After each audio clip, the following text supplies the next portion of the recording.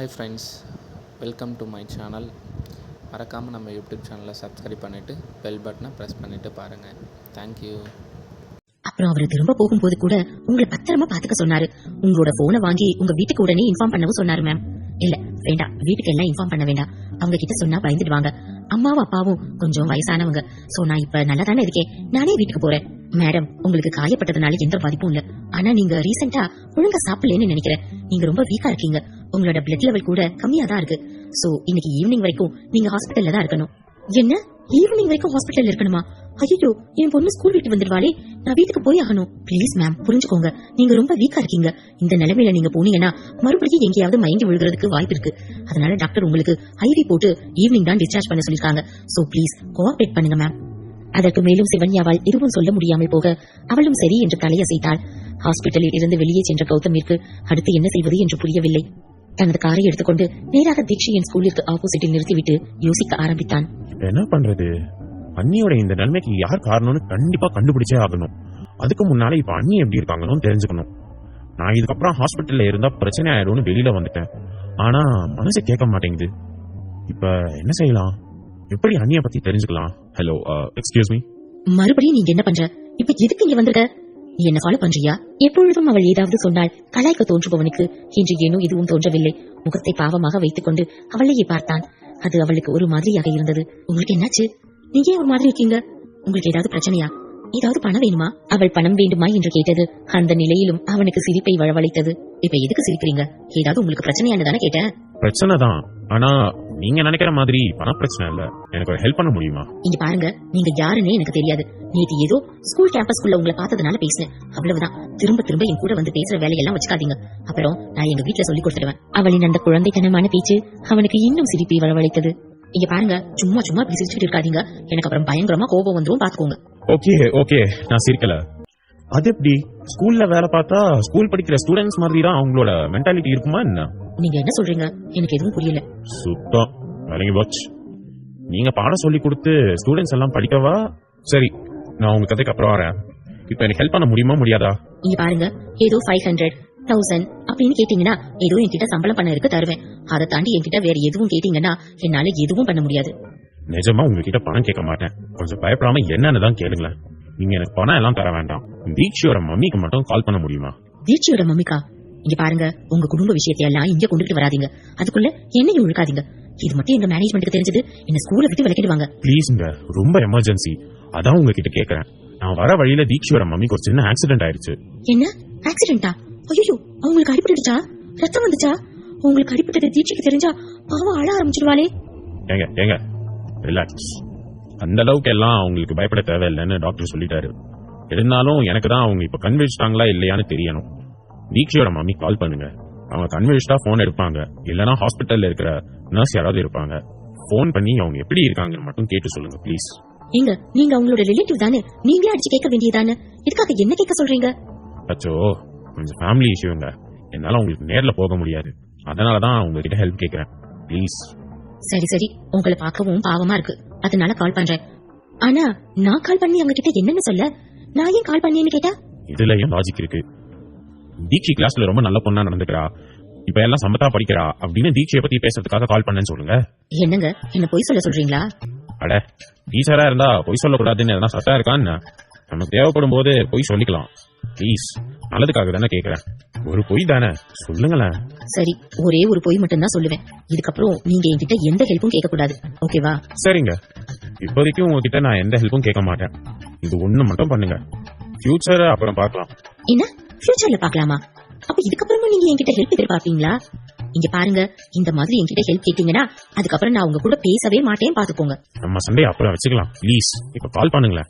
Okay okay, கால் பண்றேன். கௌதமிடம் பேசிவிட்டு வெண்ணிலா தனது செல்போனை எடுத்து சிவன்யாவிற்கு கால் செய்தாள். ஹலோ, சொல்லுங்க மிஸ், இந்த நேரத்துல கால் பண்ணிருக்கீங்க? தீட்சி நல்லா தானே இருக்கா? ஹை, அண்ணி தான் போன் பேசுறாங்க. அப்படின்னா அண்ணி நல்லா தான் இருக்காங்க. கடவுளே, thank you so much. Hello Deekshi mummy, எப்படி இருக்கீங்க? இப்போ உங்களுக்கு உடம்பு பரவாயில்லையா? முடிச்சு விட்டாலே. எனக்கு உடம்பு சரியில்லைன்னு உங்களுக்கு எப்படி தெரியும்? ஐயோ, நானே உளறிட்டேனா? இப்ப என்ன பண்றது? ஹலோ மிஸ், லைன்ல இருக்கீங்களா? லைன்ல தான் இருக்கேன். நீங்க எப்படி இருக்கீங்கன்னு கேக்குறதுக்கு தான் அப்படி கேட்டுட்டேன். Sorry ma'am. ஆக்சுவலி நீங்க கேட்ட நேரமா என்னன்னு தெரியல, எனக்கு உண்மையிலேயே கொஞ்சம் உடம்பு சரியில்லை. நான் ஹாஸ்பிட்டல்ல தான் இருக்கேன். சரி மேம், நீங்க எதுக்காக கால் பண்ணீங்க? அது வந்து கௌதம் சைகையிலேயே வெண்ணிலாவிடம் சொல்ல அதை பார்த்த வெண்ணிலா சரி என்பது போல் தலையை அசைத்தாள். அது வந்து மேம், நான் ஆக்சுவலி தீட்சியை பத்தி பேசத்தான் போன் பண்ணேன். அவ முன்ன விட இப்ப ரொம்ப நல்லா படிக்கிறா, ரொம்ப சமத்து பொண்ணா இருக்கா. முன்னாடி எல்லாம் கிளாஸ் ரூம்ல ரொம்ப சேட்டை பண்ணுவா, இப்ப அவ்வளவா சேட்டை பண்றது இல்ல. பாடத்தை கூட நல்லா கவனிக்கிறா. அப்படியா? ஆனா எனக்கு அவ முன்ன விட இப்பதான் அதிகமா சேட்டை பண்றதாவும் பிடிவாதம் பிடிக்கிற மாதிரியும் தெரியுது. நானே உங்களுக்கு போன் பண்ணி அவளை பத்தி கம்ப்ளைண்ட் பண்ணலான்னு பார்த்தேன். நீங்க என்னடானா இப்படி போன் பண்ணி சொல்றீங்க? புஜ்ஜ குட்டி, நீங்க அப்படியே சித்தப்பா மாதிரியே இருப்ப போலியேடா. இப்ப உங்க அம்மா கிட்ட பேசி உங்க சித்தி வசமா மாட்டிக்கிட்டா. இப்ப என்ன சொல்லி சமாளிக்க போறானே தெரியலையே. சிவன்யா அப்படி சொன்னதும் வெண்ணிலா கௌதமை பார்த்து பாவமாக என்ன செய்வது என்பது போல் முகத்தை வைத்துக் கொண்டு பார்த்தாள். என்ன பார்த்தா என்ன அர்த்தம்? ஏதாவது சொல்லி சமாளி.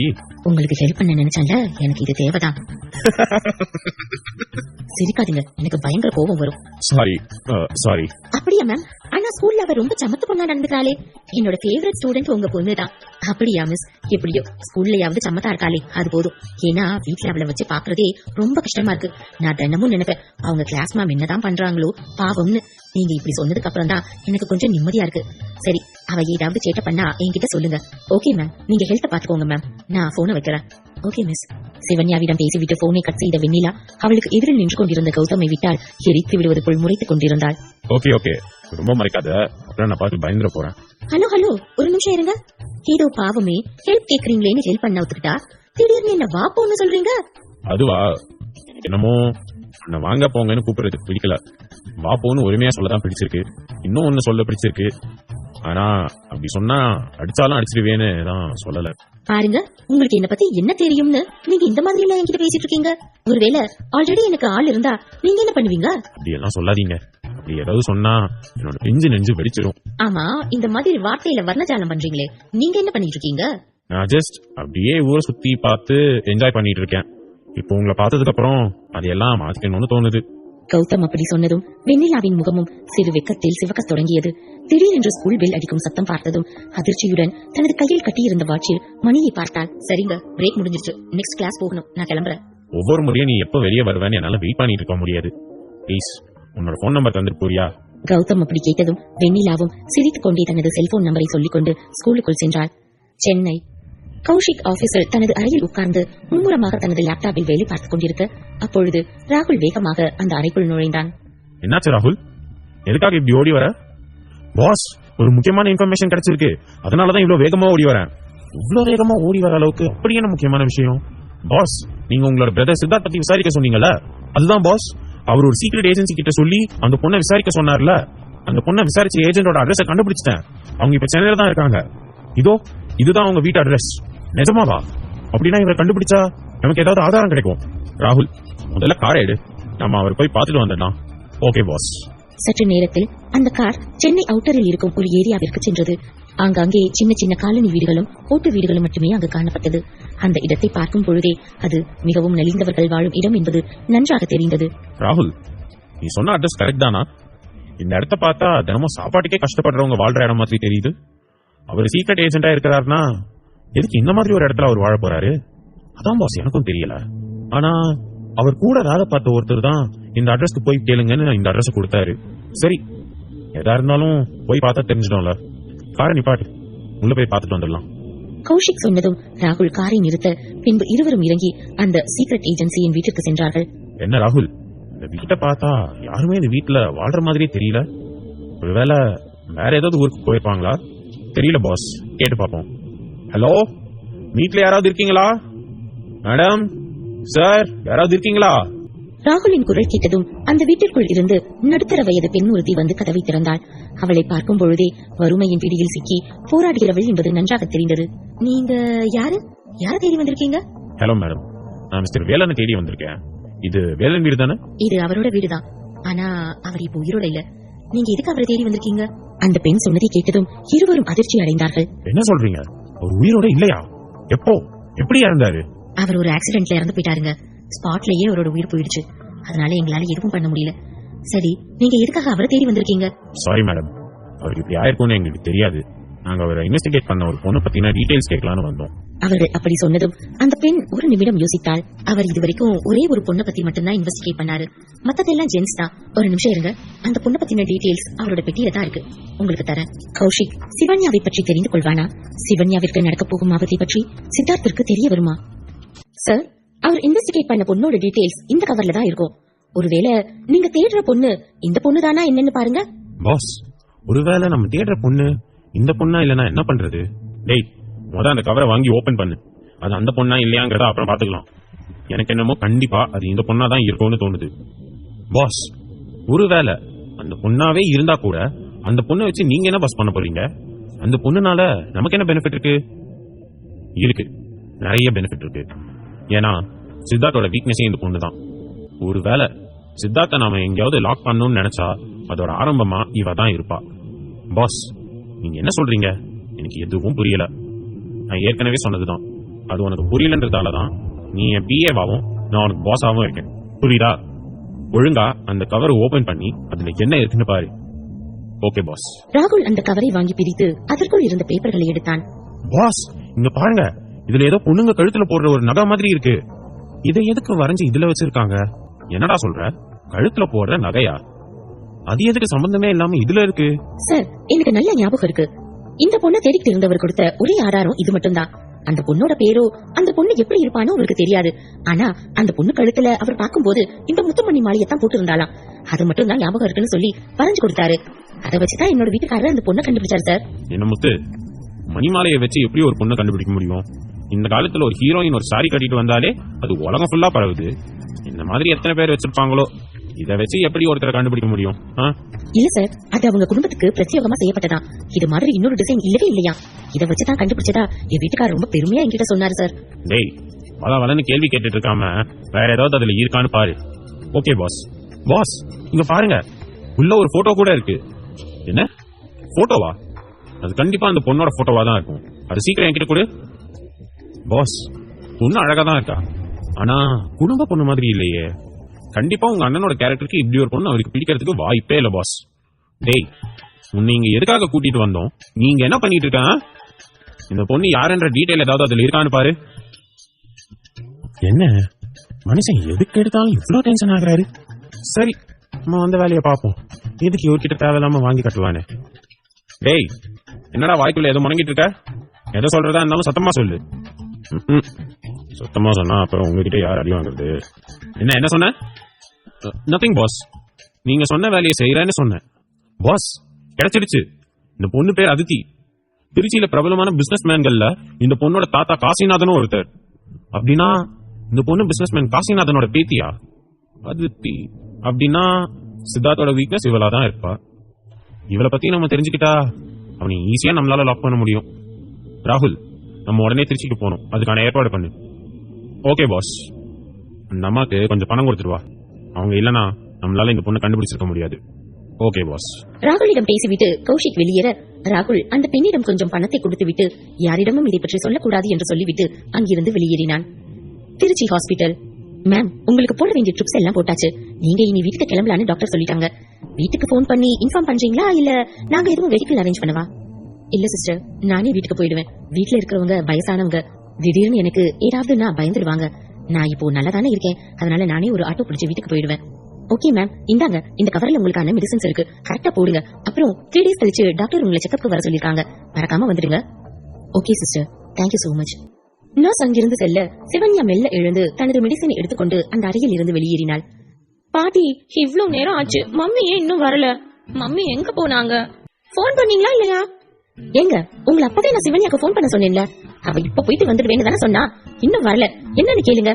பாப்பா வந்ததுல இருந்து சிவன்யாவை கேட்டுக்கிட்டே இருக்கா. அவகிட்ட நான் என்ன சொல்றது? நான் என்னடி பண்ண? அவளுக்கு கால் பண்ணா நாட் ரீச்சபிள்னு வருது. ஒருவேளை அவ சைட்டுக்கு போயிருக்காளோ என்னவோ. அங்க டவர் எதுவும் கிடைக்காம இருக்கும். இன்னும் கொஞ்ச நேரத்துல வந்துடுவா. நீயும் பயந்து குழந்தையும் பயமுறுத்தாத. குழந்தைகிட்ட ஏதாவது சொல்லி சமாதானப்படுது. ராஜேந்திரன் பேசிக் கொண்டிருக்கும் பொழுதே வீட்டு வாசலில் சிவன்யா வந்து நின்றாள். அவளை பார்த்த தீட்சி வேகமாக ஓடினாள். மம்மி, உங்களுக்கு என்னாச்சு? தலையில எதுக்காக பேண்டேஜ் போட்டிருக்கீங்க? தாத்தா, பாட்டி, இங்க வந்து மம்மியை பாருங்க, மம்மிக்கு அடிபட்டு இருக்கு. என்ன, சிவன்யாக்கு அடிபட்டு இருக்கா? தீட்சி சொன்னதை கேட்டதும் ராஜேந்திரனும் வாசுகியும் பதற்றத்துடன் வெளியில் வந்தார்கள். ஹே சிவன்யா, உனக்கு என்னடி ஆச்சு? தலையில எப்படி அடிபட்டுச்சு? ஐயோ கடவுளே, இவ்வளவு பெரிய காயமா இருக்கே, இது எப்படி நடந்துச்சு? அம்மா இப்ப எதுக்கு இவ்வளவு பதட்டப்படுறீங்க? நீங்க பயப்படுற அளவுக்கு எல்லாம் எனக்கு எதுவும் இல்ல. சைட்ல ஜஸ்ட் ஒரு கல்லு தடுக்கி கீழே விழுந்துட்டேன், அதனால அடிபட்டுருச்சு, அவ்வளவுதான். அட என்னம்மா இவ்ளோ கேர்லெஸ்ஸாவா இருக்கிறது? சரி அடிபட்டுச்சுல, உடனே நீ அப்பாவுக்கு ஃபோன் பண்ணிருக்கலாம்ல, அப்பா வந்திருப்பான்ல. தனியா நீயாவாமா ஹாஸ்பிட்டல் போயிட்டு வர? அப்பா நீங்க பயப்படுற அளவுக்கு இது ஒண்ணும் பெரிய காயம் இல்லப்பா, ஜஸ்ட் சின்ன காயம் தான். அதான் நான் வீட்டுக்கு வந்துட்டேன்ல. என்னம்மா இப்படி சொல்ற? மாப்பிள்ளை எங்களை நம்பிதாமா உன்னை விட்டுட்டு போயிருக்காரு. உனக்கு ஏதாவது ஒண்ணுனா அவருக்கு நாங்க தாமா பதில் சொல்லணும். ராஜேந்திரன் மாப்பிள்ளை என்று சொன்னதும் சிவன்யாவிற்கு சித்தார்த்தின் நினைவு வர அவளையும் அறியாமல் அவளது கண்கள் கலங்கியது. சிவன்யாவின் கண்கள் கலங்குவதை கவனித்த வாசுகி வேகமாக அவள் அருகில் வந்தாள். அட இவர் வேற புத்தி கெட்ட மனுஷன், எப்ப என்ன பேசணும்னு தெரியாது.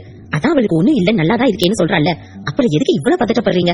சிவன்யா நீ உள்ள வாமா, அம்மா உனக்கு சூடா டீ போட்டு எடுத்துட்டு வரேன். இப்ப நான் என்ன சொன்னேன்னு இவ இப்படி எனக்கு கத்திட்டு போறா? ஐயோ தாத்தா, உங்களுக்கு இது கூட புரியலையா? மம்மி சும்மாவே டாடி எங்களை பார்க்க வரலன்னு டெய்லி ஃபீல் பண்ணி அழுதுட்டு இருக்காங்க. இதுல நீங்க வேற டாடி பத்தி சொன்னீங்களா? பாருங்க மம்மி அழற மாதிரி ஆயிட்டாங்க. மம்மி ஒன்னும் என்ன மாதிரி பிரேவ்கள் கிடையாது. என்கிட்ட டாடியை நினைச்சு அழக்கூடாது, டாடி வந்துருவான்னு சொல்லுவாங்க. ஆனா யாருக்கும் தெரியாம மம்மி அழுவாங்க. தீக்ஷி அப்படி சொன்னதும் சிவன்யா என்ன சொல்வது என்று தெரியாமல் தலையை குனிந்து கொண்டு நிற்க ராஜேந்திரன் சிரித்துக் கொண்டே அங்கிருந்து நகர்ந்தார். அடியே அதிக பிரசங்கி, சும்மா நின்னு வாய் பேசிக்கிட்டு இருக்காம அம்மா கையில உள்ள பேக வாங்கிட்டு போய் ரூம்ல வச்சிருவா. ஓகே ஓகே பாட்டி. சற்று நேரத்தில் வாசுகி காப்பி போட்டு எடுத்து வந்து சிவன்யாவிடம் கொடுத்துவிட்டு அவள் அருகில் உட்கார்ந்தார். என்னடிமா ரொம்ப வலிக்குதா? இல்லம்மா லைட்டா தான் பெயின் இருக்கு, டேப்லெட் கொடுத்திருக்காங்க, சரியாயிடும். கொஞ்சம் கவனமா இருக்க கூடாதா? இப்பதான் மாப்பிள்ளைக்கு உடம்பு சரியில்லாம போய் எல்லாரும் ரொம்ப கஷ்டப்பட்டு சரியாகிருக்கோம். அதான் உனக்கு அடிபட்டுருச்சுன்னு சொன்னதும் எனக்கு ஒரு மாதிரி ஆயிடுச்சு. ஏன் நம்ம குடும்பத்துக்கு மட்டும் மாத்தி மாத்தி இப்படி நடக்குது? நீயும் மாப்பிள்ளையும் எப்பதான் ஒன்னா சந்தோஷமா வாழ போறீங்கன்னு தெரியல. அம்மா இப்ப எதுக்கு தேவையில்லாம நீங்க வருத்தப்பட்டு இருக்கீங்க? அதெல்லாம் நானும் அவரும் சந்தோஷமா வாழ்வோம். நீங்க தேவையில்லாம எதையும் யோசிக்காம தீட்சையை பாருங்க. எனக்கு கொஞ்சம் டயர்டா இருக்கு, நான் ரெஸ்ட் எடுக்கிறேன். சரிடி, டீயை குடிச்சிட்டு கொஞ்ச நேரம் தூங்கு, நான் போய் தீட்சையை பாத்துக்கிறேன்.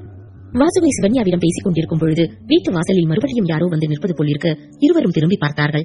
இவரா? இப்ப எதுக்கு இவர் இங்க வந்திருக்காருன்னு தெரியலையே. மறுபடியும் அவர் மகளை வெளியில் எடுக்கிறத பத்தி பேசத்தான் வந்திருப்பாரு. இங்க பாரு சிவன்யா, என்ன ஆனாலும் சரி நீ உங்க பெரியப்பா கிட்ட மட்டும் இறங்கி போகவே கூடாது. எக்காரணத்தை கொண்டும் அந்த அதித்தி வெளியில வரவே கூடாது, புரியுதா? அம்மா அவர் எதுக்கு வந்திருக்காருன்னே தெரியாம நீங்க பாட்டுக்கு எதுக்கு இப்படி பேசிட்டு இருக்கீங்க? வீட்டுக்கு வந்தவரை உள்ள வாங்கன்னு சொல்லுங்கம்மா. உள்ள வாங்கன்னு சொல்ற அளவுக்கு அவர் ஒன்னும் நடந்துடல. பிள்ளைய பெத்து விட சொன்னா ஒரு பேய பெத்து விட்டுட்டு அது என் பிள்ளை வாழ்க்கையில நாசம் பண்ண பாத்துருச்சு. அதித்தி அக்கா பண்ணதுக்கு அவர் என்ன பண்ணுவாரு? கொஞ்சம் அமைதியா இருங்கம்மா. நீங்க உள்ள வாங்க பெரியப்பா. அம்மாடி சிவன்யா, உங்க அம்மா பேசுறதுல எந்த தப்பும் இல்லம்மா. நான் நல்ல பிள்ளைய பெறல, அதனால இப்படி பேச்செல்லாம் வாங்கித்தான் ஆகணும். உனக்கு என்னம்மா ஆச்சு? உன்னோட தலையில எப்படி அடிபட்டுச்சு? எல்லாம் உங்களோட வயிற்றுச்சல் தான், அதனாலதான் என் பிள்ளைக்கு இப்படி எல்லாம் நடக்குது. அந்த கம்பெனிய மாமா என் பிள்ளை கையில ஒப்படைச்சிட்டாருன்னு தானே வயிறு எறியறீங்க. அம்மா கொஞ்சம் சும்மா இருங்களே. பெரியப்பா அவங்க சொல்றதை நீங்க பெருசா எடுத்துக்காதீங்க. நீங்க வாங்க வந்து முதல்ல உட்காருங்க. அம்மா பெரியப்பாக்கு போய் டீ போட்டு எடுத்துட்டு வாங்க. ஹாலில் வாசுகி காரசாரமாக பேசும் சத்தம் கேட்டதுமே ராஜேந்திரன் தனது அறையில் இருந்து வேகமாக வெளியில் வந்தார். நீயா? நீ எதுக்கு இங்க வந்த? அப்பா வீட்டுக்கு வந்தவரை பார்த்து எங்க வந்தேன்னு கேக்குறீங்க? இது என்னப்பா கேள்வி? அவர் என்னதான் இருந்தாலும் உங்களோட அண்ணன்ப்பா, உங்க கூட பிறந்தவரு. அம்மாடி, அந்த ஒரே காரணத்துக்காக தான் உங்க அம்மாவை நான் கல்யாணம் பண்ணதுல இருந்து இவங்க பண்ண எல்லா துன்பத்தையும் பொறுத்துக்கிட்டேன். அவங்க எனக்கு என்ன பண்ணாலும் அது பெருசா தெரியலம்மா. ஆனா இன்னைக்கு என்னோட பேத்திக்கும் உனக்கும் துரோகம் செய்ய நினைக்கும் போதுதான் என்னால அதை தாங்கிக்கவே முடியல. போய் ஒரு பச்சை குழந்தைய கடத்திட்டு போய் கொல்ல பாத்திருக்கா. அவளுக்கு எல்லாம் நல்ல சாவே வராது. ராஜேந்திரா என்ன மன்னிச்சிடு. எனக்கு உண்மையிலேயே புள்ள வளர்க்க தெரியல. நீ சிவன்யா வளர்த்த மாதிரி நானா அவளை நல்ல விதமா வளர்த்திருக்கலாம்னு இப்ப தோணுது. அதித்தி பண்ண எல்லா தப்புக்கும் நான் உன்கிட்ட மன்னிப்பு கேட்கிறேன். ஐயோ பெரியப்பா, நீங்க போய் இதுக்கு அப்பா கிட்ட மன்னிப்பு கேக்குறீங்க? என்னதான் இருந்தாலும் நீங்க வயசுல பெரியவர், நீங்க மன்னிப்பு எல்லாம் கேட்க வேண்டாம். பெரியப்பா முதல்ல வந்து உட்காருங்க. நீங்க நீ எவ்வளவு நல்ல பொண்ணு, உன்னை போய் அவ்வளவு கஷ்டப்படுத்திட்டாலேமா. உங்க அப்பா சொன்ன மாதிரி அவ வாழ்க்கையில ரொம்ப கஷ்டப்படுவா. நானே அவளுக்கு சாபம் கொடுக்கறேன். ஆனா தயவு செஞ்சு அவளை வெளியில எடுக்கிறதுக்கு மட்டும் உதவி பண்ணுமா. அவ என்னதான் இருந்தாலும் பொம்பளை புள்ளம்மா. நம்ம குடும்பத்து பொண்ணு ஜெயில இருக்கிறது நம்ம குடும்பத்துக்கு தான் அசிங்கம். என்ன நம்ம குடும்பத்து பொண்ணா? அப்போ குடும்பமா சேர்ந்துதான் இத்தனை நாள் என் பிள்ளையே குடும்பம் பண்ணீங்களா? அப்ப தெரியலையே என் பொண்ணு இதே குடும்பத்தை சேர்ந்த பொண்ணு தானே. என் பொண்ணை எவ்வளவு கேவலமா பேசி எவ்வளவு பேருக்கு முன்னால அசிங்கப்படுத்தி இருக்கீங்க. அதையெல்லாம் நான் மறந்துடுவேன்னு நினைச்சீங்களா? இங்க பாருங்க, என்ன ஆனாலும் சரி உங்க பொண்ணை வெளியே இருக்கிறதுக்கு என் பொண்ணு உதவி செய்ய மாட்டா. ராஜேந்திரா நீ கோவப்படுறதும் நியாயம்தான்.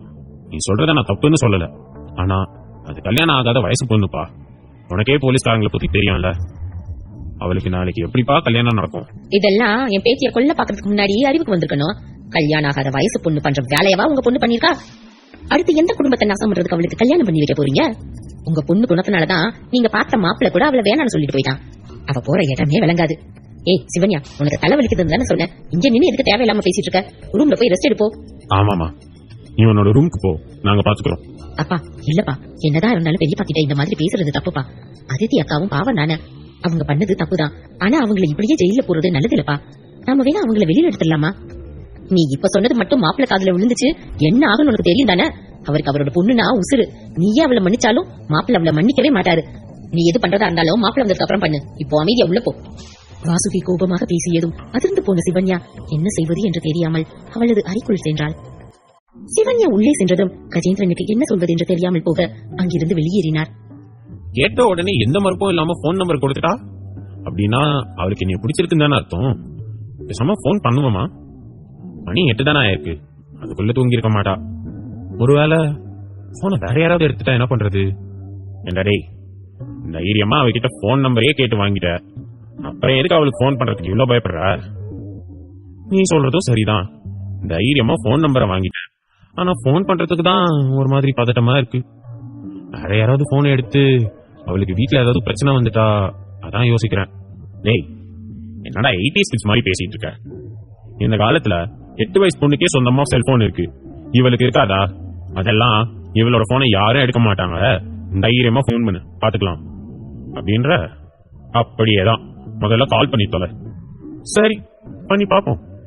கௌதம் ஒரு வழியாக தைரியத்தை வரவழைத்துக் கொண்டு வெண்ணிலாவிற்கு கால் செய்தான். முதல் 2 ரிங்கில் கால் எடுக்காமல் போக நொந்து போனவன் மறுபடியும் கால் செய்தான். இந்த முறை கால் பிக்கப் செய்யப்பட்டு எதிர் திசையில் ஒரு ஆணின் குரல் கேட்டது. ஆத்தி, என்ன ஆம்பளை குரல் கேக்குது? நம்ம மனசாட்சியே நம்மள கோத்து விட்டுருச்சு. ஹலோ, யாரு? போன் பண்ணிட்டு பேசாம இருந்தா என்ன அர்த்தம்? எவ்வளவு நேரம் தான் ஹலோ ஹலோன்னு கேட்டுட்டு இருக்குது? யார் பேசுறீங்க? ஐயோ, டென்ஷன் ஆகிறத பார்த்தா சரியான டென்ஷன் பார்ட்டியா இருப்பார் போலயே. டேய் கௌதம், செத்தடா. இப்ப என்ன சொல்லி சமாளிக்க போற? இப்ப யாருன்னு சொல்ல போறீங்களா இல்லையா? செய்வதறியாது இருந்த கௌதம் சட்டென்று தனது குரலை சரி செய்து கொண்டு தீட்சி போல பேச ஆரம்பித்தான். ஹலோ, நான் தீட்சி பேசுறேன். வெண்ணிலா மிஸ் எங்க? நான் அவங்க கிட்ட பேசணும். என்ன வெண்ணிலா மிஸ்ஸா? சின்ன குழந்தை குரல் மாதிரி இருக்கு. என்னப்பா போன்ல யாரு? ஏன் இப்படி கத்திட்டு இருக்கீங்க? அது ஒண்ணும் இல்லம்மா, ரொம்ப நேரமா உன்னோட போன் அடிச்சு கிடக்குன்னு அட்டென்ட் பண்ணேன். கொஞ்ச நேரம் யாருமே பேசல, அதான் டென்ஷன் ஆயிட்டேன். பார்த்தா ஏதோ சின்ன குழந்தை குரல் கேக்குது. உன்னோட கிளாஸ் பொண்ணா இருப்பான்னு நினைக்கிறேன். இந்தாமா பேசு. என்ன சின்ன குழந்தை குரலா? என்னோட போன் நம்பர் யாருக்கு தெரியும்? வெண்ணிலா அப்படி யோசித்துக் கொண்டிருக்கும் பொழுதே அவளுக்கு திடீரென்று கௌதமின் நினைவு வர வேகமாக அந்த போனை வாங்கினாள். அப்பா, டைனிங் டேபிள்ல உங்களுக்கு சாப்பாடு எடுத்து வச்சிருக்கேன், சாப்பிட்டுட்டு பக்கத்துல டேப்லெட் எடுத்து வச்சிருக்கேன், அதையும் போட்டுட்டு தூங்குங்கப்பா. சரிம்மா, நான் பாத்துக்கிறேன். நீ ரொம்ப டயர்டா இருப்ப, இப்போ ரெஸ்ட் எடுமா. சரிப்பா, குட் நைட். வெண்ணிலா தனது தந்தையிடம் பேசிவிட்டு அங்கிருந்த படுக்கையில் உட்கார்ந்து தனது செல்போனை காதில் வைத்து பேச ஆரம்பித்தாள். ஹலோ. ஹலோ மிஸ், நான் தீக்ஷி பேசுறேன். எந்த குழந்தை நைட் 8 மணிக்கு மேமுக்கு போன் பண்ணி பேசும்னு எனக்கு தெரியல. கௌதம், எனக்கு தெரியும், இது நீங்க தானே? பரவாயில்லையே, கண்டுபிடிச்சிட்டியே. என்னோட மிமிக்ரி அவ்வளவு மோசமாவா இருக்கு?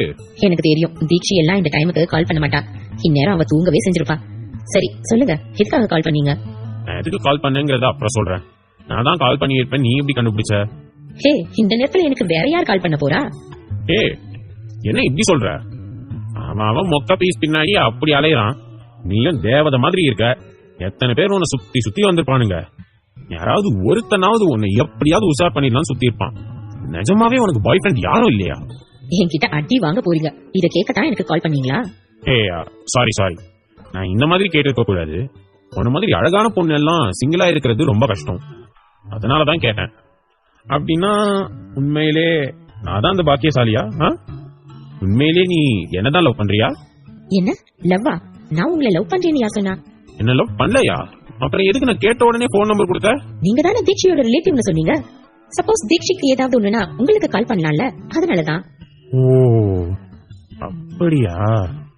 நான் கூட ஏதோ நினைச்சேன். மட சாம்பிராணி. இப்ப ஏதாவது சொன்னியா? நான் ஒண்ணும் சொல்லலையே. இல்ல, நீ ஏதோ சொன்ன மாதிரி இருந்துச்சு. சரி, அதை விடு. நிஜமாவே நீ விருப்பப்பட்டு தான் உன்னோட போன் நம்பர் கொடுக்கலையா? ஏங்க, நிஜமாவே உங்களுக்கு மூளை இருக்கா இல்ல நைட் ஆனா கலட்டி வச்சிருவீங்களா? என்ன திடீர்னு இப்படி கேட்டுட்ட? எதுக்காக இப்படி கேக்குற? பின்ன நான் என்ன சொன்னாலும் நம்பிட்டு இருக்கீங்க, கொஞ்சம் கூட யோசிக்கவே மாட்டீங்களா? வெண்ணிலா அப்படி சொல்லவும் தான் கௌதம் யோசிக்க ஆரம்பித்தான். அட கௌதம், என்னடா இப்படி பண்ணிட்ட? யாராவது தெரியாத ஆளுங்க கிட்ட கேட்ட உடனே போன் நம்பர் கொடுப்பாங்களா? உன்கிட்ட கொடுத்திருக்கான உன்னை புடிச்சு போய் தானே கொடுத்திருப்பா. ஐயோ, இப்போ நான் என்னன்னு நினைப்பா? என்னாச்சு, ரொம்ப யோசிக்கிறீங்க போல. எதுக்கும் பதில் கிடைக்கலையா? சாரி, நீ சொன்ன மாதிரி நான் மூளையை அப்பப்ப கழட்டி தான் வச்சிடுறேன். அதனாலதான் எனக்கு யோசிக்க முடியல. ஐ எம் ரியலி சாரி. சரி, அதை விடுங்க. இப்ப வந்து சொல்லுங்க, எதுக்காக எனக்கு கால் பண்ணீங்க? நீ எதுக்காக எனக்கு போன் நம்பர் கொடுத்தியோ அதுக்காக தான். என்ன கிண்டலா? சொல்லுங்க, எதுக்கு இந்த நேரத்துல கால் பண்ணீங்க? உண்மையா சொல்லவா? பின்ன என்கிட்ட போய் சொல்வீங்களா? சொல்லுவேன் தான். ஆனா இப்ப நான் உங்ககிட்ட உண்மையை தான் சொல்ல போறேன். சரி சொல்லுங்க, என்ன உண்மை? அதான் உனக்கே தெரியுமே. எனக்கு என்ன தெரியும்? எனக்கு எதுவும் தெரியாது. டெல்லி இப்படி நடிக்கிறா பாரு. சரி, உனக்கு எதுவும் தெரிய வேணாம், நான் ஸ்ட்ரைட்டாவே வரேன். சொல்லு, எப்ப கல்யாணம் வச்சுக்கலாம்? என்ன கல்யாணமா? இப்ப எதுக்கு ஷாக் ஆகுற? எப்ப கல்யாணம் பண்ணிக்கலாம்னு தானே கேட்டேன். என்ன விளையாடுறீங்களா? நேத்து தான் 2 பேரும் மீட் பண்ணோம், அதுக்குள்ள கல்யாணம் பண்ணிக்கலாம்னு கேக்குறீங்க. உங்களை பத்தி எனக்கு என்ன தெரியும்? அவ்வளவுதான் விஷயமா? சரி சொல்றேன் கேட்டுக்கோ. என் பேரு கௌதம், என்னோட சொந்த ஊர் சென்னை. MBA பிசினஸ் முடிச்சிருக்கேன். எனக்கு ஒரு அண்ணன் ஒரு தம்பி இருக்காங்க. உன்னை கடைசி வரை கண் கலங்காம பாத்துக்கிற அளவுக்கு என்கிட்ட பணம் இருக்கு, படிப்பு இருக்கு. சோ அதை பத்தி நீ கவலைப்பட வேண்டாம். இப்போ சொல்லு, எப்ப கல்யாணத்தை வச்சுக்கலாம்? கௌதம் தன்னை பற்றி மிகவும் சாதாரணமாக சொன்னதை கேட்டதும் வெண்ணிலா என்ன சொல்வது என்று தெரியாமல் அதிர்ந்து போனாள். என்னடி லைன்ல இருக்கியா இல்லையா? நான் பாட்டுக்கு கேட்டுட்டே இருக்கேன், நீ எதுவுமே சொல்லாம அமைதியா இருக்க. அவ்வளவு நேரம் அதிர்ச்சியில் இருந்தவள் கௌதமின் குரல் கேட்டு சுய நினைவிற்கு வந்தாள். என்ன தீயா? வா போன்னு சொன்னீங்க. சரி போனா போகட்டும், எப்படியும் நம்மளை விட வயசுல மூக்குதானே இருப்பாருன்னு ஒத்துக்கிட்டேன். இப்ப என்ன திடீர்னு டீன்னு சொல்றீங்க? நம்மளை விட வயசுல சின்னவங்கள வாப்போன்னு சொல்லலாம். ஆனா நம்ம மனசுக்கு ரொம்ப பிடிச்சவங்கள தானே டி சொல்ல முடியும். ஓஹோ, இப்பவே கழுத்துல தாலி கட்டி வீட்டுக்கு கூட்டிட்டு போயிடுவீங்க போலயே. அப்ப என் கூட வாழ போற உன்னை டீன்னு சொல்லாம வேற யார சொல்ல முடியும்? நீ மட்டும் ஊன்னு சொல்லு. இப்பவே வந்து நீ சொன்ன மாதிரியே உன் கழுத்துல தாலி கட்டி என் பொண்டாட்டியா வீட்டுக்கு கூட்டிட்டு போறேன். ஹலோ, ரொம்ப ஓவரா கனவு காணாதீங்க. நீங்க நினைக்கிற மாதிரி பொண்ணு நான் கிடையாது. அப்புறம் நீங்க சொல்றத பார்த்தா நீங்க பெரிய பணக்கார வீட்டு பையன் மாதிரி தெரியுது. கண்டிப்பா உங்களுக்கு எனக்கும் செட் ஆகவே ஆகாது. நான் ரொம்ப நார்மலான வாழ்க்கை வாழ்ற பொண்ணு. ப்ளீஸ் தயவு செஞ்சு நீங்க இன்னொரு தடவை யோசிச்சுக்கோங்க. அம்மா தாயே, நார்மலான லைஃப் வாழ்ந்தாலும் பணக்கார வாழ்க்கை வாழ்ந்தாலும் எல்லாரும் சாப்பிடுறது 3 வேளை தான். பணம் இருக்குன்றதுக்காக அவன் மட்டும் என்ன 6 வேளையா சாப்பிடுறான். எனக்கு உன்னை ரொம்ப பிடிச்சிருக்கு. உன்கிட்ட பணம் இருக்கா இல்லையா அதெல்லாம் எனக்கு தேவையில்லாதது. உனக்கு என்ன பிடிச்சிருக்கா அதுக்கு மட்டும் பதில் சொல்லு. நான் சொல்றதோட அர்த்தம் பணக்காரரான உங்களுக்கு புரியாது. என்ன மாதிரி மிடில் கிளாஸ் ஃபேமிலில பிறந்தவங்களுக்கு தான் புரியும். இன்னைக்கு நீங்க ஓகே சொல்லிடுவீங்க, ஆனா உங்களோட ஃபேமிலி அவங்க எப்படி என்ன ஏத்துப்பாங்கன்னு நினைக்கிறீங்க? நீ வாழ போறது என் கூடயா என் ஃபேமிலி கூடயா? நான் கேட்கறதுக்கு மட்டும் பதில் சொல்லு. என்ன உனக்கு பிடிச்சிருக்கா பிடிக்கலையா? கௌதம் கேட்ட கேள்விக்கு என்ன சொல்வது என்று தெரியாமல் வெண்ணிலா அமைதியாக இருந்தாள். ஏனிலா, உன்கிட்ட தான் கேக்குறேன், என்ன பிடிச்சிருக்கா இல்லையா? என்னம்மா வெண்ணிலா, இன்னுமா போன் பேசிட்டு இருக்க? மணியாச்சு, தூங்கலையா? காலையில ஸ்கூலுக்கு போகணும்ல, சீக்கிரம் லைட் ஆஃப் பண்ணிட்டு தூங்குமா. சரிப்பா, இத தூங்க போறேன். அப்பா வந்துட்டாரு, நான் உங்ககிட்ட நாளைக்கு பேசுறேன். இப்ப போனை வச்சிடுறேன். நில்லடி, நான் கேட்ட கேள்விக்கு பதில் சொல்லிட்டு போ. போனை வச்சா இந்த பொண்ணுங்களே இப்படிதான் நம்மள டென்ஷன் ஆக்கி பாக்குறதுல அவங்களுக்கு ஒரு அலாதி ஆனந்தம். கௌதம், இப்ப அவன் லவ் பண்றாளா இல்லையா? கௌதம் புலம்பிக் கொண்டே அவனது படுக்கையில் சரிந்தான். வெண்ணிலா பயப்படுறதுலயும் ஒரு நியாயம் இருக்கு. ஏன்னா இந்த பணக்காரங்களை பார்க்கும்போது சில சமயம் எனக்கே பயமா தான் இருக்கு. அதுலயும் மம்மிய பத்தி சொல்லவே வேண்டாம். அவங்க ஒரு பண பேய். அதனாலதானே சின்ன பிள்ளையில இருந்து அவ்வளவு பாசமா வளர்த்த சித்தார்த்தன்னாவையே பணத்துக்காக விட்டு கொடுத்தாங்க. ஒருவேளை மம்மிக்கு வெண்ணிலா மிடில் கிளாஸ் ஃபேமிலின்னு தெரிஞ்சா அவளை ஏத்துப்பாங்களா? என்ன ஆனாலும் சரி, வெண்ணிலாவை மட்டும் யாருக்காகவும் விட்டு கொடுக்க மாட்டேன். என்னோட லைஃப்ல இது வரைக்கும் நான் பெருசா எதுக்காகவும் ஆசைப்பட்டது இல்ல. என்னோட ஒரே ஆசை என்னோட வெண்ணிலா மட்டும்தான். கண்டிப்பா அவளை நான் கைப்பிடிப்பேன், அவ கூட சந்தோஷமா வாழுவேன்.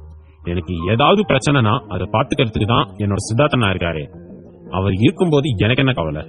நீ கௌதம், சும்மா யோசிக்காம பாரத சித்தார்த்தனா மேல போட்டு நிம்மதியா ட்ரீம்க்கு போடா. அங்க உன்னோட நிலா உனக்காக காத்துட்டு இருப்பா. கௌதம் பேசிக்கொண்டே கண்களை மூட அவனது கனவில் வெண்ணிலா வந்து சிரிக்க அவனும் சிரித்துக் கொண்டே உறங்கி போனான். இங்கே சிவன்யா, சித்தார்த் நீங்க எங்க இருக்கீங்க? உங்களை நான் ரொம்ப மிஸ் பண்றேன். ஏனே தெரியல, உங்களை இப்பவே பார்க்கணும் போல இருக்கு. ப்ளீஸ் சீக்கிரம் என்கிட்ட வந்துடுங்க. என்னால உங்களை பிரிஞ்சு இங்க தனியா இருக்கவே முடியல. சிவன்யா கண்களில் கண்ணீர் வழிய தனது படுக்கையில் படுத்து சித்தார்த்தை நினைத்து புலம்பிக் கொண்டிருந்தாள். அவளது கண்களில் வழிந்த கண்ணீரை மெதுவாக ஒரு கரம் துடைப்பது போல உணர்ந்தவள் கண்களை திறந்து பார்த்தாள். தீட்சைதான் அவளது கண்ணீரை துடைத்துக் கொண்டிருந்தாள். என்னாச்சு மம்மி, ரொம்ப வலிக்குதா? நான் வேணா ஏதாவது ஆயின்மெண்ட் போட்டுடவா? இல்லடா கண்ணா, மம்மிக்கு இவ்வளவு நேரம் வலிச்சது, நீ தொட்டல்ல, இப்போ வலி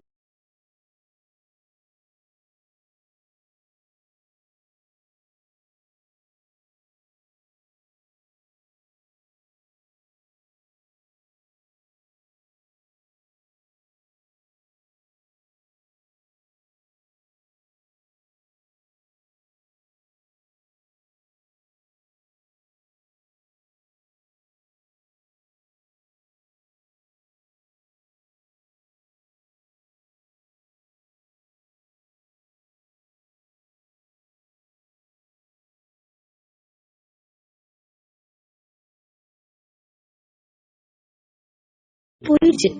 நீ தூங்கலையா? இவ்வளவு நேரம் ஆச்சு, தூங்காம என்ன பண்ற? நான் தூங்கத்தான் செஞ்சேன் மம்மி. திடீர்னு எனக்கு ஏதோ போல இருந்துச்சா, அதான் உங்களை திரும்பி பார்த்தேன்னா நீங்க அழுதுட்டு இருந்தீங்க.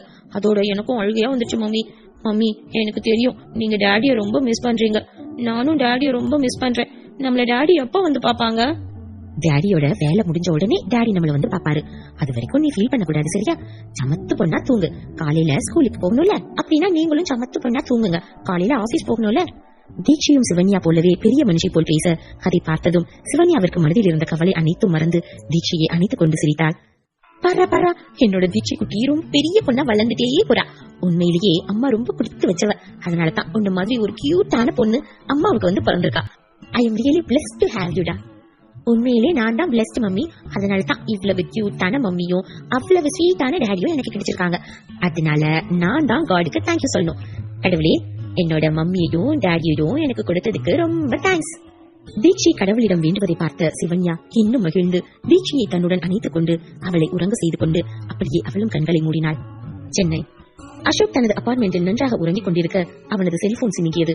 அதை தூக்க கலக்கத்திலேயே எடுத்து அட்டெண்ட் செய்து ஹலோ என்று கேட்டான். என்னடா தூங்கிட்டியா? டேய் நல்லவனே, நீதான் இந்த நேரத்துல போன் பண்ணியா? உன் கையில வாட்ச் ஏதாவது இருந்தா தயவு செஞ்சு மணியா பாருடா. பாத்துட்டேன், இப்ப அதுக்கு என்ன? டேய், உனக்கு கொஞ்சம் கூட மனசாட்சி இல்லையாடா? மணி ஒன்னாச்சுடா. இந்நேரத்துக்கு போன் பண்ணி தூங்கிட்டியான்னு கேட்டா என்னடா அர்த்தம்? டேய், எனக்கு தூக்கமே வர மாட்டேங்குதுடா.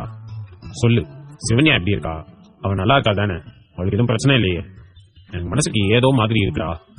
அட பாவி டேய், என்னோட ஃபுல் பேட்டரி சார்ஜ் இறங்குற அளவுக்கு பொண்டாட்டியும் போர்ஷனும் போன்லயே குடும்பம் நடத்திட்டு இப்ப அவ எப்படி இருக்கான்னு கேள்வி கேட்கறியே. நீ எல்லாம் நிஜமாவே மனுஷன் தானா?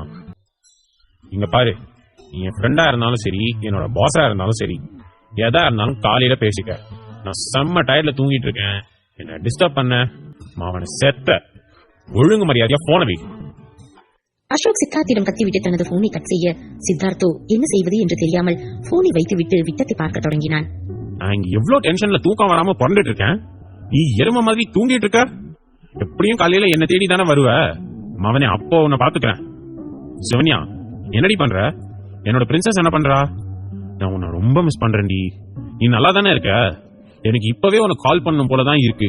பட் நான் கால் பண்ணா உனக்கு ஏதாவது பிரச்சனை வந்துடுமோன்னு எனக்கு பயமா இருக்கு.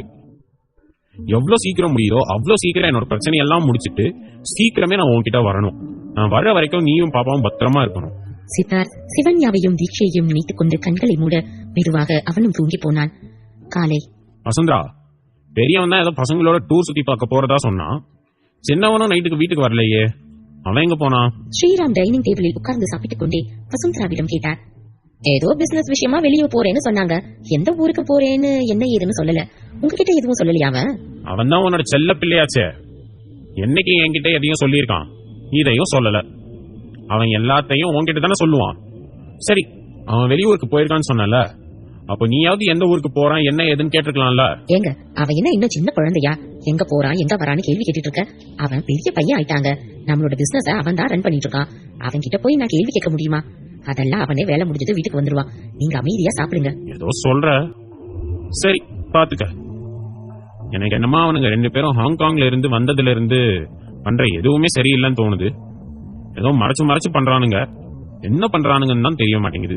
அச்சோ, எப்ப பார்த்தாலும் பிள்ளைங்களை சந்தேகப்படுறதே உங்களுக்கு வேலையா போச்சு. அதெல்லாம் எதுவும் இல்ல. அவன் ஃப்ரெண்ட்ஸோட என்ஜாய் பண்ண போயிருக்கான், இவன் பிசினஸ் பார்க்க போயிருக்கான். நீங்க கவலைப்படுறதா இருந்தா மூத்தவனை நினைச்சு கவலைப்படுங்க. இப்படியே ஃப்ரெண்ட்ஸ் பின்னாடியே சுத்திட்டு இருந்தா எப்ப அவனுக்கு குடும்பம் குட்டின்னு ஆவறது? அவனை பத்தி எனக்கு தெரியும். அவன் ரொம்ப நல்லவன், எந்த தப்பான விஷயத்திலயும் சிக்க மாட்டான். அவனுக்கு எப்ப என்ன பண்ணணும் தெளிவா தெரியும். அதனால அவனை பத்தி நீ ஒன்னும் கவலைப்படாத. நீ உன் சின்ன பிள்ளைய மட்டும் பார்த்து கவலைப்படு. அவன் தான் எப்ப என்ன பண்ணுவான், என்ன குண்டை தூக்கி தலையில போடுவான்னு எனக்கு பயமா இருக்கு. அவனை குறை சொல்லலைன்னா உங்களால இருக்க முடியாதே. அதோ உங்க அப்பா வந்துட்டு இருக்காரு. இங்க பாருங்க, ஒழுங்கா சித்தார்த்துக்கு கல்யாணம் பண்றத பத்தி அவர்கிட்ட பேசுங்க. அவனுக்கு கல்யாணம் முடிஞ்சா தானே நம்ம கௌதமுக்கு நம்மளால கல்யாணம் பண்ண முடியும். எக்கச்சக்க பொண்ணு கேட்டுக்கிட்டு இருக்குது. ஏதாவது நல்ல வசதியான பொண்ணா வந்தா நம்மளும் பார்த்து கல்யாணம் பண்ணி வச்சிடலாம்ல. கௌதம் கல்யாணம் பண்ணிக்க போற பொண்ணு கௌதம்க்கு பிடிச்சிருந்தா மட்டும் போதும். வசதியான வீட்டு பொண்ணா இருக்கணும்னு எந்த அவசியமும் இல்ல. நீ எதுக்கு தேவையில்லாம பணத்தை பத்தி எல்லாம் பேசுற? அவனுக்கு எந்த பொண்ணை பிடிச்சிருந்தாலும் சரி, அந்த பொண்ணை தான் அவனுக்கு கல்யாணம் பண்ணி வைக்கணும். என்னங்க பேசிக்கிட்டு இருக்கீங்க? கொஞ்சமாவது நீங்க புத்தியோட தான் பேசுறீங்களா? அவனுக்கு பிடிச்ச பொண்ணா பார்த்து கல்யாணம் பண்ணணும்னா அவன் ஏதாவது ரோட்ல கிடக்கிற பஞ்ச பரதேசியை தான் கூட்டிட்டு வருவான். அவளை போய் அவனுக்கு கல்யாணம் பண்ணி வைக்க முடியுமா? அப்புறம் நம்ம ஸ்டேட்டஸ் என்ன ஆகுறது? நம்ம ஸ்டேட்டஸ்க்கு தகுந்த மாதிரி தான் அவனுக்கு பொண்ணு பார்க்கணும். என்ன ஸ்டேட்டஸ்? என்ன ஸ்டேட்டஸ் பத்தி பேசுற நீ? அந்த மாதிரி நானும் ஸ்டேட்டஸ் பார்த்திருந்தா இந்நேரம் நீ இந்த டைனிங் டேபிள்ல உட்காந்து சாப்பிட்டு கூட மாட்டேன். புரியுதா? ஸ்ரீராம் அப்படி பேசியதும் வசுந்தராவின் முகம் சுருங்கி போனது. இத்தனை வருடத்தில் ஒரு நாள் கூட இப்படி ஒரு வார்த்தையை பேசிடாத ஸ்ரீராம் இன்று இப்படி பேசியது வசுந்தராவுக்கு கோபத்தை ஏற்படுத்தியது. அதை மறைத்து தனது கையை மடித்துக் கொண்டு கோபத்தை கண்ட்ரோல் செய்து கொண்டிருந்தாள். இது எல்லாம் நடந்து வரும் பொழுது காதில் வாங்கி கொண்டு வந்த வேந்தன் உள்ளுக்குள் சிரித்துக் கொண்டே அங்கு வந்து உட்கார்ந்தார். Good morning. Morning morning. என்ன காலையிலே 2 பேருக்குள்ள காரசாரமா பேசுவார்த்து போய்கிட்டு இருக்கு? நீ ஒன்னும் உன் பொண்டாட்டியை எதிர்த்து பேசுற ஆள் கிடையாது. இந்த வீட்டுல இருந்தாலே அந்த ஆளு நம்மளை எதிர்த்து தான் பேசுவான். இதுல இந்த பெருசு வேற ஏதோ ஏத்தி விடுது. அடுத்து என்ன பண்ண போறாரோ? எப்படியாவது இந்த ஆளுக்கு நம்மளோட உண்மையான முகம் தெரியறதுக்கு முன்னாடி எல்லா சொத்தையும் கைப்பற்றியாகணும். அதெல்லாம் ஒண்ணும் இல்லப்பா. 2 பேரும் சண்டை எல்லாம் போடல, சும்மாதான் பேசிக்கிட்டோம். நம்ம பசங்களுக்கும் வயசாகுதுல, அவங்களுக்கு கல்யாணம் பண்றத பத்தி தான் பேசிட்டு இருந்தோம். ஆமா, கௌதம்க்கு கல்யாணம் பண்ற வயசு தானே, நல்ல பொண்ணா பார்த்து கல்யாணத்தை பண்ண வேண்டியது தானே. என்னப்பா சொல்றீங்க? கௌதம்கா? இன்னும் சித்தார்த்தே கல்யாணம் ஆகல. இந்த வீட்டோட மூத்த பிள்ளை சித்தார்த். அவனுக்கு கல்யாணம் பண்ணாதானே அவன் தம்பிக்கு பண்ண முடியும். நாங்க சித்தார்த் கல்யாணத்தை பத்தி பேசிட்டு இருக்கோம்.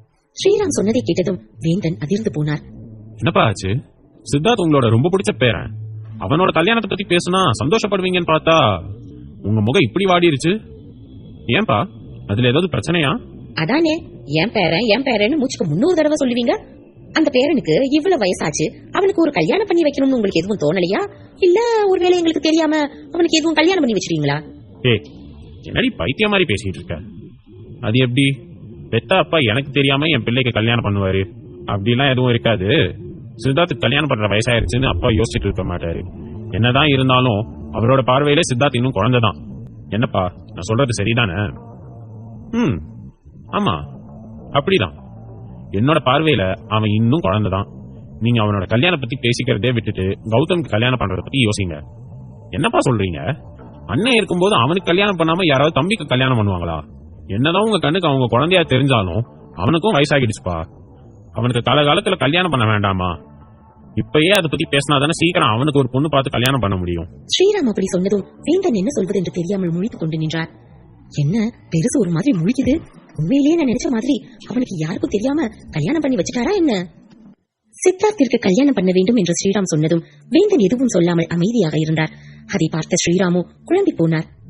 என்னப்பா, நான் கேட்கறதுக்கு எந்த பதிலும் சொல்லாம இப்படி அமைதியா இருக்கீங்க? என்ன விஷயம் சொல்லுங்க. ஏன் சித்தார்த்துக்கு கல்யாணம் பண்ண வேணாம்னு நினைக்கிறீங்க? இது என்ன கேள்வி? அவன் என்னோட செல்ல பேரன். அவனுக்கு கல்யாணம் பண்ணக்கூடாது நான் எப்படி நினைப்பேன்? எனக்கும் அவனுக்கு கல்யாணம் பண்ணி பார்க்கணும்னு ஆசைதான். ஆனா அதுக்கு அவன் ஒத்துக்க மாட்டேங்கிறான். நான் என்ன பண்ணட்டும்? அவனுக்கு இப்போதைக்கு கல்யாணம் வேண்டாமா. அவன் நாட்டுக்கு சேவை செய்யற நோக்கத்துல இருக்கானா. அதனால அவன் எப்போ கல்யாணம் வேணும்னு சொல்றானோ அப்ப அவனுக்கு கல்யாணம் பண்ணி வைக்கலாம்.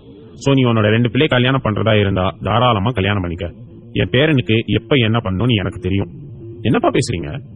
அவன் இந்த வீட்டோட மூத்த பிள்ளை. அவனுக்கு கல்யாணம் பண்ணதுக்கு அப்புறம் தான் அவனோட தம்பிங்க 2 பேருக்கும் பண்ண முடியும். அவன் சின்ன பையன், அவனுக்கு என்ன தெரியும்? அவன் கல்யாணம் வேணான்னு சொன்னா அப்படியே விட்டுட முடியுமா? நாம தான் நல்ல பொண்ணா பார்த்து எப்படியாவது அவனை சம்மதிக்க வைக்கணும். போதும், நிறுத்துடா.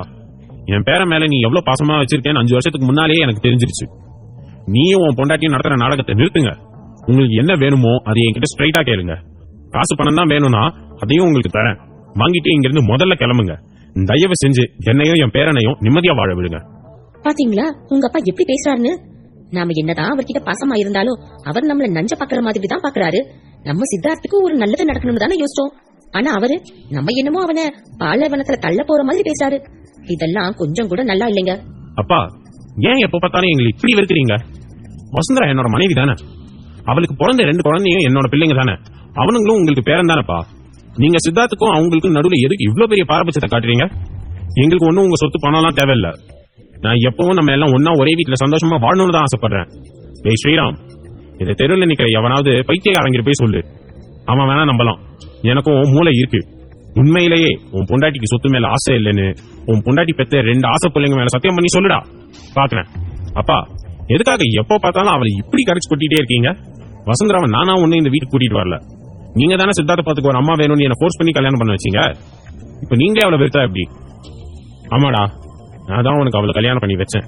என்னோட வாழ்நாள்ல நான் பண்ண மிகப்பெரிய தப்புனா இவளை உனக்கு கல்யாணம் பண்ணி வச்சதுதான். என் பேரனை பாத்துக்க ஒரு ஆள் வேணுமே, அவனுக்கு அம்மா பாசம் வேணுங்கிற ஒரே காரணத்துக்காக தான் இவளை உனக்கு கல்யாணம் பண்ணி வச்சேன். ஆனா அவ வீட்டுக்குள்ள வரும்போதே நஞ்சா வந்திருக்கா. என் பேரனை எப்படியாவது இங்க இருந்து அனுப்பிட்டு மொத்த சொத்தையும் ஆளலாம்னு பிளான் போட்டு இருக்கா. அவ ஜஸ்ட் ஒரு பகட காயா தான் பயன்படுத்திட்டு இருக்கா. அது தெரியாம நீயும் அவன் சொல்றதுக்கு எல்லாம் தலையாட்டிட்டு இருக்க. போதும், நிறுத்துங்கப்பா. இதுக்கப்புறம் நீங்க ஒரு வார்த்தை பேசினாலும் அப்புறம் நல்லா இருக்காது. அப்பான்னு நானும் எவ்வளவு நேரம் தான் பொறுமையா போறது. வசுந்தரா பத்தி உங்களுக்கு என்ன தெரியும்? அவன் கூட குடும்பம் நடத்துறது நான். அவ என்ன குணம், அவ சித்தார்த் மேல எவ்வளவு பாசம் வச்சிருக்கான்னு எனக்கு தெரியும். அன்னைக்கு சித்தார்த் வீட்டை விட்டு போனதுக்கு அப்புறம் 2 நாள் அவ சாப்பிடல, அழுதுட்டே இருந்தா. என் பிள்ளை இப்படி வீட்டை விட்டு போயிட்டானே, என்ன பண்றதுன்னு. இதெல்லாம் உங்களுக்கு தெரியுமா?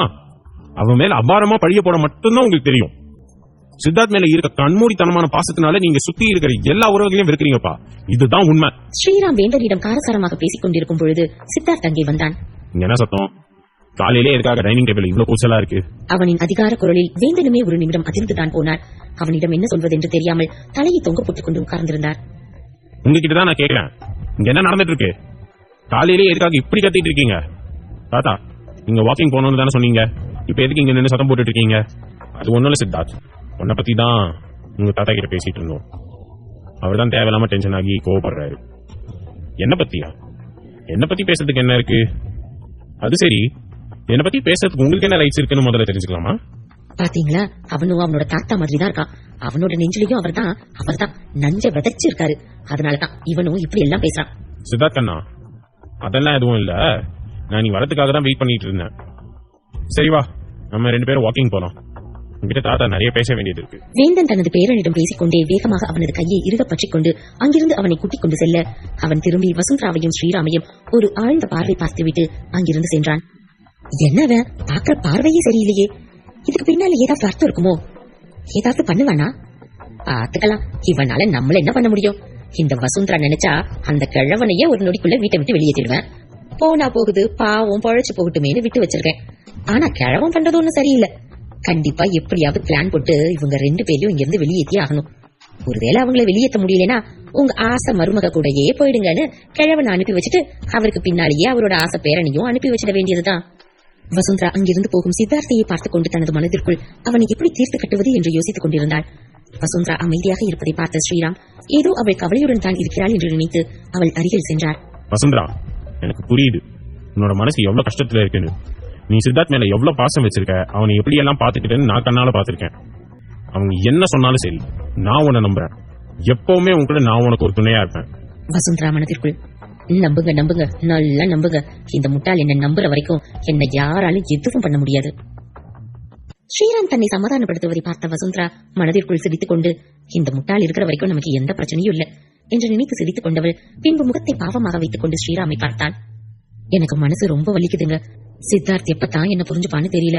அவன் தான் சின்ன பையன், இப்படி பேசுறான்னா உங்க அப்பாவும் புரிஞ்சுக்காம என்ன இப்படி பேசுறாருங்க. நான் என்னங்க தப்பு பண்ணேன்? உங்களை கல்யாணம் பண்ணது ஒரு குத்தமா, இல்ல உங்களுக்கு 2 குழந்தை பெத்து கொடுத்ததுதான் குத்தமா? நான் அப்பவே சொன்னேன், சித்தார்த் மட்டும் நமக்கு போதும், எனக்குன்னு ஒரு குழந்தை வேணான்னு.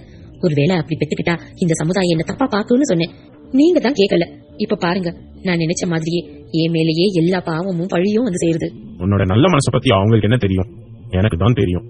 அவங்கள பத்தி நீ எதுக்கு கவலைப்படுற? உன்னை நான் நம்புறேன்ல, அப்புறம் என்ன, விடு, பாத்துக்கலாம். இந்த வார்த்தை போதுங்க. எவ்வளவோ கஷ்டம்னாலும் நான் தாங்கிப்பேங்க.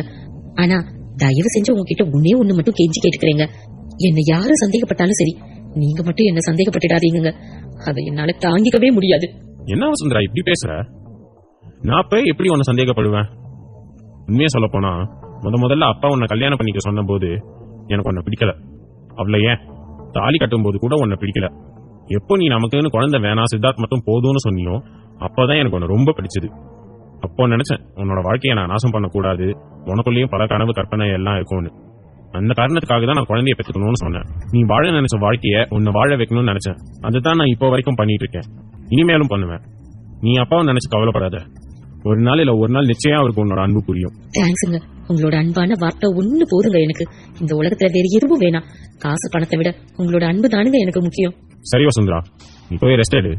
நான் நேற்று என்னோட பழைய ஃப்ரெண்டு ஒருத்தனை பார்க்கணும்னு சொல்லிட்டு இருந்தேன்ல, அவனை போய் நீ பாத்துட்டு வந்துடுறேன். அவனை பார்த்தே ரொம்ப நாள் ஆச்சு, போய் பேசிட்டு வந்துடுறேன். சரிங்க, பார்த்து போயிட்டு வாங்க. அப்புறம் நான் சொன்னதையும் கொஞ்சம் யோசிங்க. நம்ம கௌதமுக்கு நிறைய பொண்ணு கேட்டு வருது. ஏதாவது ஒரு நல்ல பொண்ணா பார்த்து கல்யாணம் பண்ணிடலாங்க. இல்லைன்னா கௌதமன் நம்ம வழிக்கு கொண்டு வர முடியாது. அவன் இப்படியே தான் ஊர் சுத்திக்கிட்டு இருப்பான். வசுந்தரா, இப்பவும் சொல்றேன், கௌதமுக்கு நல்ல பொண்ணா பாரு, வேணான்னு சொல்லல. ஆனா பணத்துக்கு பின்னாடி போகாத. எனக்கு என் பையனோட வாழ்க்கை ரொம்ப முக்கியம், புரியுதா? இப்போதைக்கு இதை பத்தி நீ எதுவும் பேசாத. வந்ததுக்கு அப்புறம் அவனுக்கு ஏதாவது பொண்ணு பிடிச்சிருக்கான்னு கேட்போம். ஒருவேளை யாராவது பொண்ணு இருந்தா அந்த பொண்ணையே கல்யாணம் பண்ணி வைப்போம். இல்ல நீங்களே யாரையாவது பொண்ணை பார்த்து கல்யாணம் பண்ணுங்கன்னு சொன்னா அதுக்கப்புறம் நமக்கு பிடிச்ச மாதிரி பொண்ணு பார்க்கலாம். நான் கிளம்புறேன், நீ போய் ரெஸ்ட் எடு. வசுந்தரா மனதிற்குள், என்ன அவனுக்கு பிடிச்ச மாதிரியா? அப்படின்னா நிச்சயம் பஞ்ச பரதேசிதான்.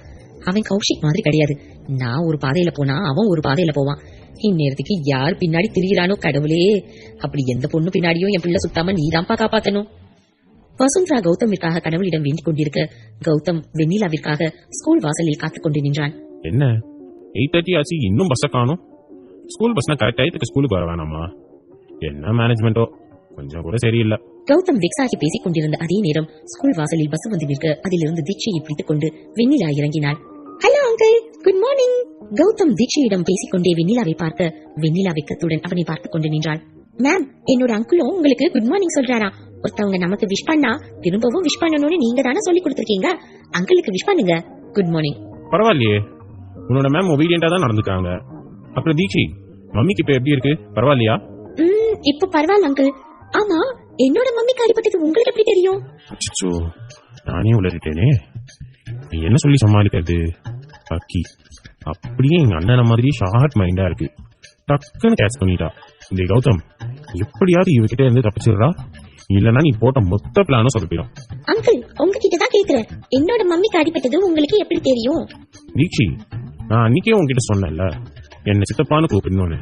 அங்கிள் எல்லாம் சொல்ல வேணாம், அன்பா சித்தப்பான்னு கூப்பிடு. ஆமால, நான் தான் மறந்துட்டேன், சாரி.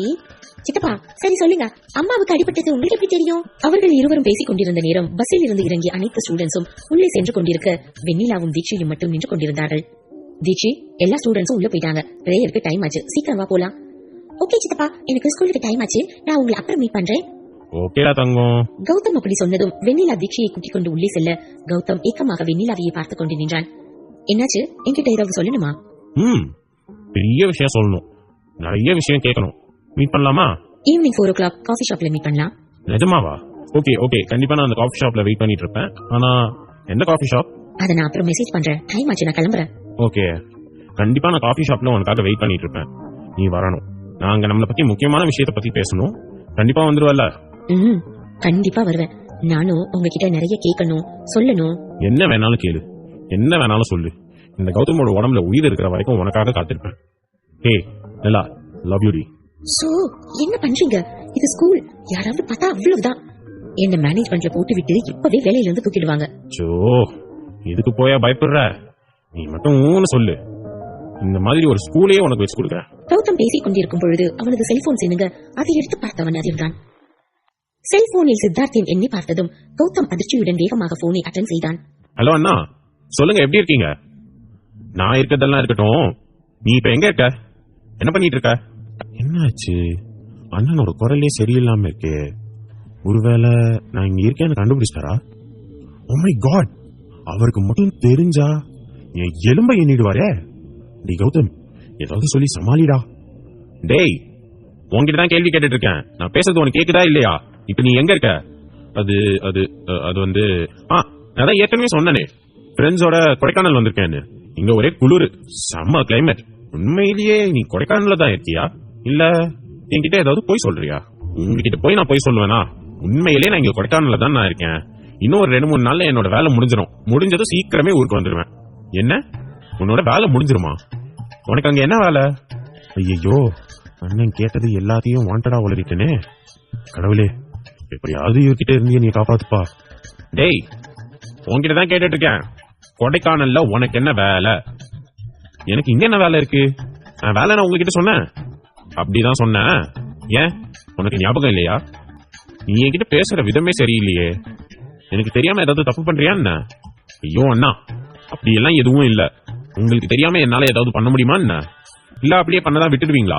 இங்க நான் என்ஜாய் பண்றதுக்கு தான் நான் வந்தேன், அதை நான் வேலைன்னு தப்பா சொல்லிட்டேன். சரிண்ணா, சொல்லுங்க, நீங்க எதுக்காக இப்ப எனக்கு கால் பண்ணீங்க? அது ஒண்ணும் இல்ல, வீட்டுல உனக்கு கல்யாணம் பண்ணலான்னு சொல்லி கல்யாண பேச்சதான் பேசிட்டு இருக்காங்க. அதான் அவங்க பாக்குற பொண்ணை கல்யாணம் பண்ண உனக்கு விருப்பமா, இல்ல உன்னோட லைஃப்ல யாராவது பொண்ணு இருக்காளான்னு கேட்கறதுக்கு தான் போன் பண்ணேன். உனக்கு உன்னோட அம்மாவை பத்தி தெரியும்ல, ஏதாவது வில்லங்கமான விஷயத்துல உன்னை கோத்து விட்டுருவாங்க, கேர்ஃபுல்லா இரு. என்னோட கல்யாணத்தை பத்தியா? இப்ப எதுக்கு என்னோட கல்யாணத்தை பத்தி பேசுறாங்க? முதல்ல அண்ணிய வீட்டுக்கு கொண்டு வந்து சேர்க்கணும், அதுக்கப்புறம் தான் என்னை பத்தி யோசிக்கணும். என்ன இப்ப நீ என்ன சொன்ன? டேய் கௌதம், ஏன்டா இப்படி இருக்க? தவளை தன் வாயால கேடுன்னு சும்மாவா சொன்னாங்க? அது உனக்கு தாண்டா பொருந்தும். உனக்கு எதிரி உன்னோட வாய் தாண்டா. கௌதம், உன்கிட்ட தான் பேசிட்டு இருக்கேன். இப்ப நீ என்னமோ சொன்னியே, என்ன சொன்ன? இல்லன்னா முதல்ல உங்களுக்கு ஒரு கல்யாணம் பண்ணி உங்க ஒய்ஃபை நம்ம வீட்டுக்கு கூட்டிட்டு வாங்க, அவங்க எனக்கு அண்ணி தானே, அதனாலதான் அண்ணியை கூட்டிட்டு வரணும்னு சொன்னேன். முதல்ல உங்களோட லைஃப் சரியாகட்டும், அதுக்கப்புறம் என்னோட லைஃபை பத்தி யோசிக்கலாம். இப்ப எனக்கு என்ன வயசாயிடுச்சு கல்யாணத்தை பத்தி பேசுறதுக்கு? டேய் எருமை, நீ வேலைக்கு போகாம எதுவும் பண்ணாம ஊர் சுத்திட்டு இருக்கிறதுனால நீ இன்னும் குழந்தை நாத்தம் கிடையாது. உனக்கு கல்யாணம் வயசாயிடுச்சு. சீக்கிரமே உனக்கு ஒரு பொண்ணை பார்த்து கல்யாணம் பண்ணாதான் நீ லைஃப்ல உருப்பிடுவ. உங்க அம்மா உனக்கு பொண்ணு பார்த்து கல்யாணம் பண்ணணும்னு ரொம்ப தீவிரமா இறங்கியிருக்காங்க. ஏதாவது ஒரு பிசாச கல்யாணம் பண்ணி வைக்கிறதுக்கு முன்னாடி உன்னோட லைஃப்ல யாராவது இருந்தா முதல்ல தாத்தா கிட்ட சொல்லு. இல்லன்னா அவங்க சொல்ற பொண்ணு கழுத்துல தாலியை கட்டிட்டு அவங்க பின்னாடியே சுத்திக்கிட்டு இரு. ஐயோ, என்ன இப்படி சொல்றீங்க?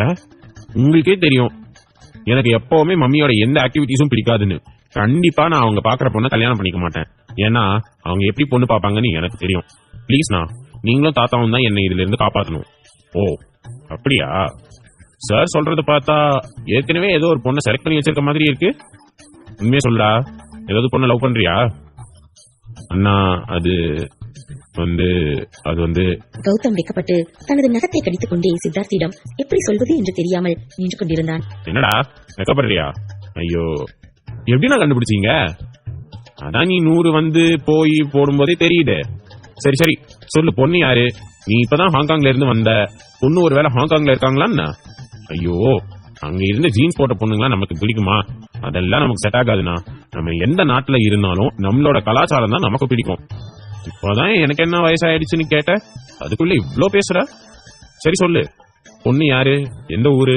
பொண்ணு நம்ம... ஐயோ, இப்ப மட்டும் நான் திருச்சின்னு சொன்னேன்னா அண்ணன் கண்டிப்பா கண்டுபிடிச்சிருவாரு. அதனால இப்ப சொல்லக்கூடாது, அப்புறம் பாத்துக்கலாம். என்னடா சொல்லு, பொண்ணு எந்த ஊரு? அண்ணா எனக்கு தான் அந்த பொண்ணு பிடிச்சிருக்கு. ஆனா அந்த பொண்ணுக்கு என்ன பிடிச்சிருக்கானே இன்னும் தெரியலண்ணா. அந்த பொண்ணுகிட்ட நான் என்னோட லவ் சொல்லி கன்ஃபார்ம் பண்ணிட்டு அதுக்கப்புறமா உங்ககிட்ட சொல்றேன். டேய், அப்படின்னா ஒன் சைடா? இன்னும் பொண்ணுகிட்ட லவ் சொல்லாம தான் நீ இவ்ளோ வெக்கப்பட்டியா? அண்ணா, அவ பாக்குற பார்வையில காதல் இருக்கிற மாதிரி தான் இருக்குண்ணா. ஆனா இன்னும் வாயை திறந்து சொல்லல. எப்படியும் கூடிய சீக்கிரமே சொல்ல வச்சிருவேன். அதுக்கப்புறம் உங்ககிட்ட சொல்றேன். ஆனா ஒண்ணு, நான் கல்யாணம்னு ஒண்ணு பண்ணா அவளை தான் கல்யாணம் பண்ணுவேன். நம்ம அன்னிக்கு தங்கச்சின்னு ஒருத்தி வந்தா கண்டிப்பா அது அவளாதான் இருப்பா. டேய், நீ பேசுறது ஒரு மார்க்கமா இருக்கு. சரி, எப்படியும் உன் லைஃப்லயும் ஒரு பொண்ணு இருக்கிறத நினைச்சா எனக்கு ஹாப்பியா தான் இருக்கு. முதல்ல அந்த பொண்ணு கிட்ட உன்னோட லவ் சொல்லு. ஓகே ஆனதுக்கு அப்புறம் தாத்தா கிட்ட நானே இதை பத்தி பேசுறேன். ஓகேண்ணா, என்னோட காதல் சக்சஸ் ஆயிடுச்சுன்னா கண்டிப்பா அதை முதல்ல உங்ககிட்ட தான் சொல்லுவேன். நீங்க தான் தாத்தா கிட்ட பேசி எப்படியாவது அவர் கல்யாணத்துக்கு சம்மதிக்க வைக்கணும். டேய், முதல்ல அந்த பொண்ணை சம்மதிக்க வைடா, அதுக்கப்புறம் உன்னோட கல்யாணம் பத்தி பேசிக்கலாம். புரியுதா? சரி, தாத்தாவை கூட்டிட்டு வாக்கிங் வந்தேன். அவர் அவரோட ஃப்ரெண்டு கூட பேசிட்டு இருக்காரு. காலையில அவர் சாப்பிட கூட இல்ல. நான் அவரை வீட்டுக்கு கூட்டிட்டு போயிட்டு சாப்பிட வச்சுட்டு அதுக்கப்புறம் உனக்கு கால் பண்றேன். ஓகேவா? ஓகேண்ணா, நானும் உங்களுக்கு அப்புறம் கால் பண்றேன். எனக்கு இப்போ முக்கியமான வேலை இருக்கு, நான் போனை வைக்கிறேன். பை. ஓகேடா, டேக் கேர். சீக்கிரம் வீட்டுக்கு வந்துரு. பை.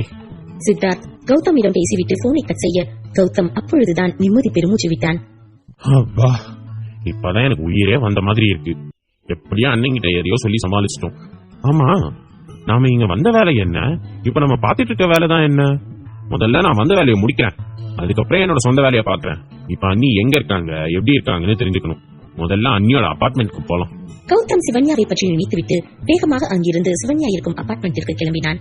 அம்மாடி சிவன்யா, நேத்து தானே தலையில அடிபட்டுச்சு, அதுக்குள்ளே நீ ஆபீஸ் போகணுமா?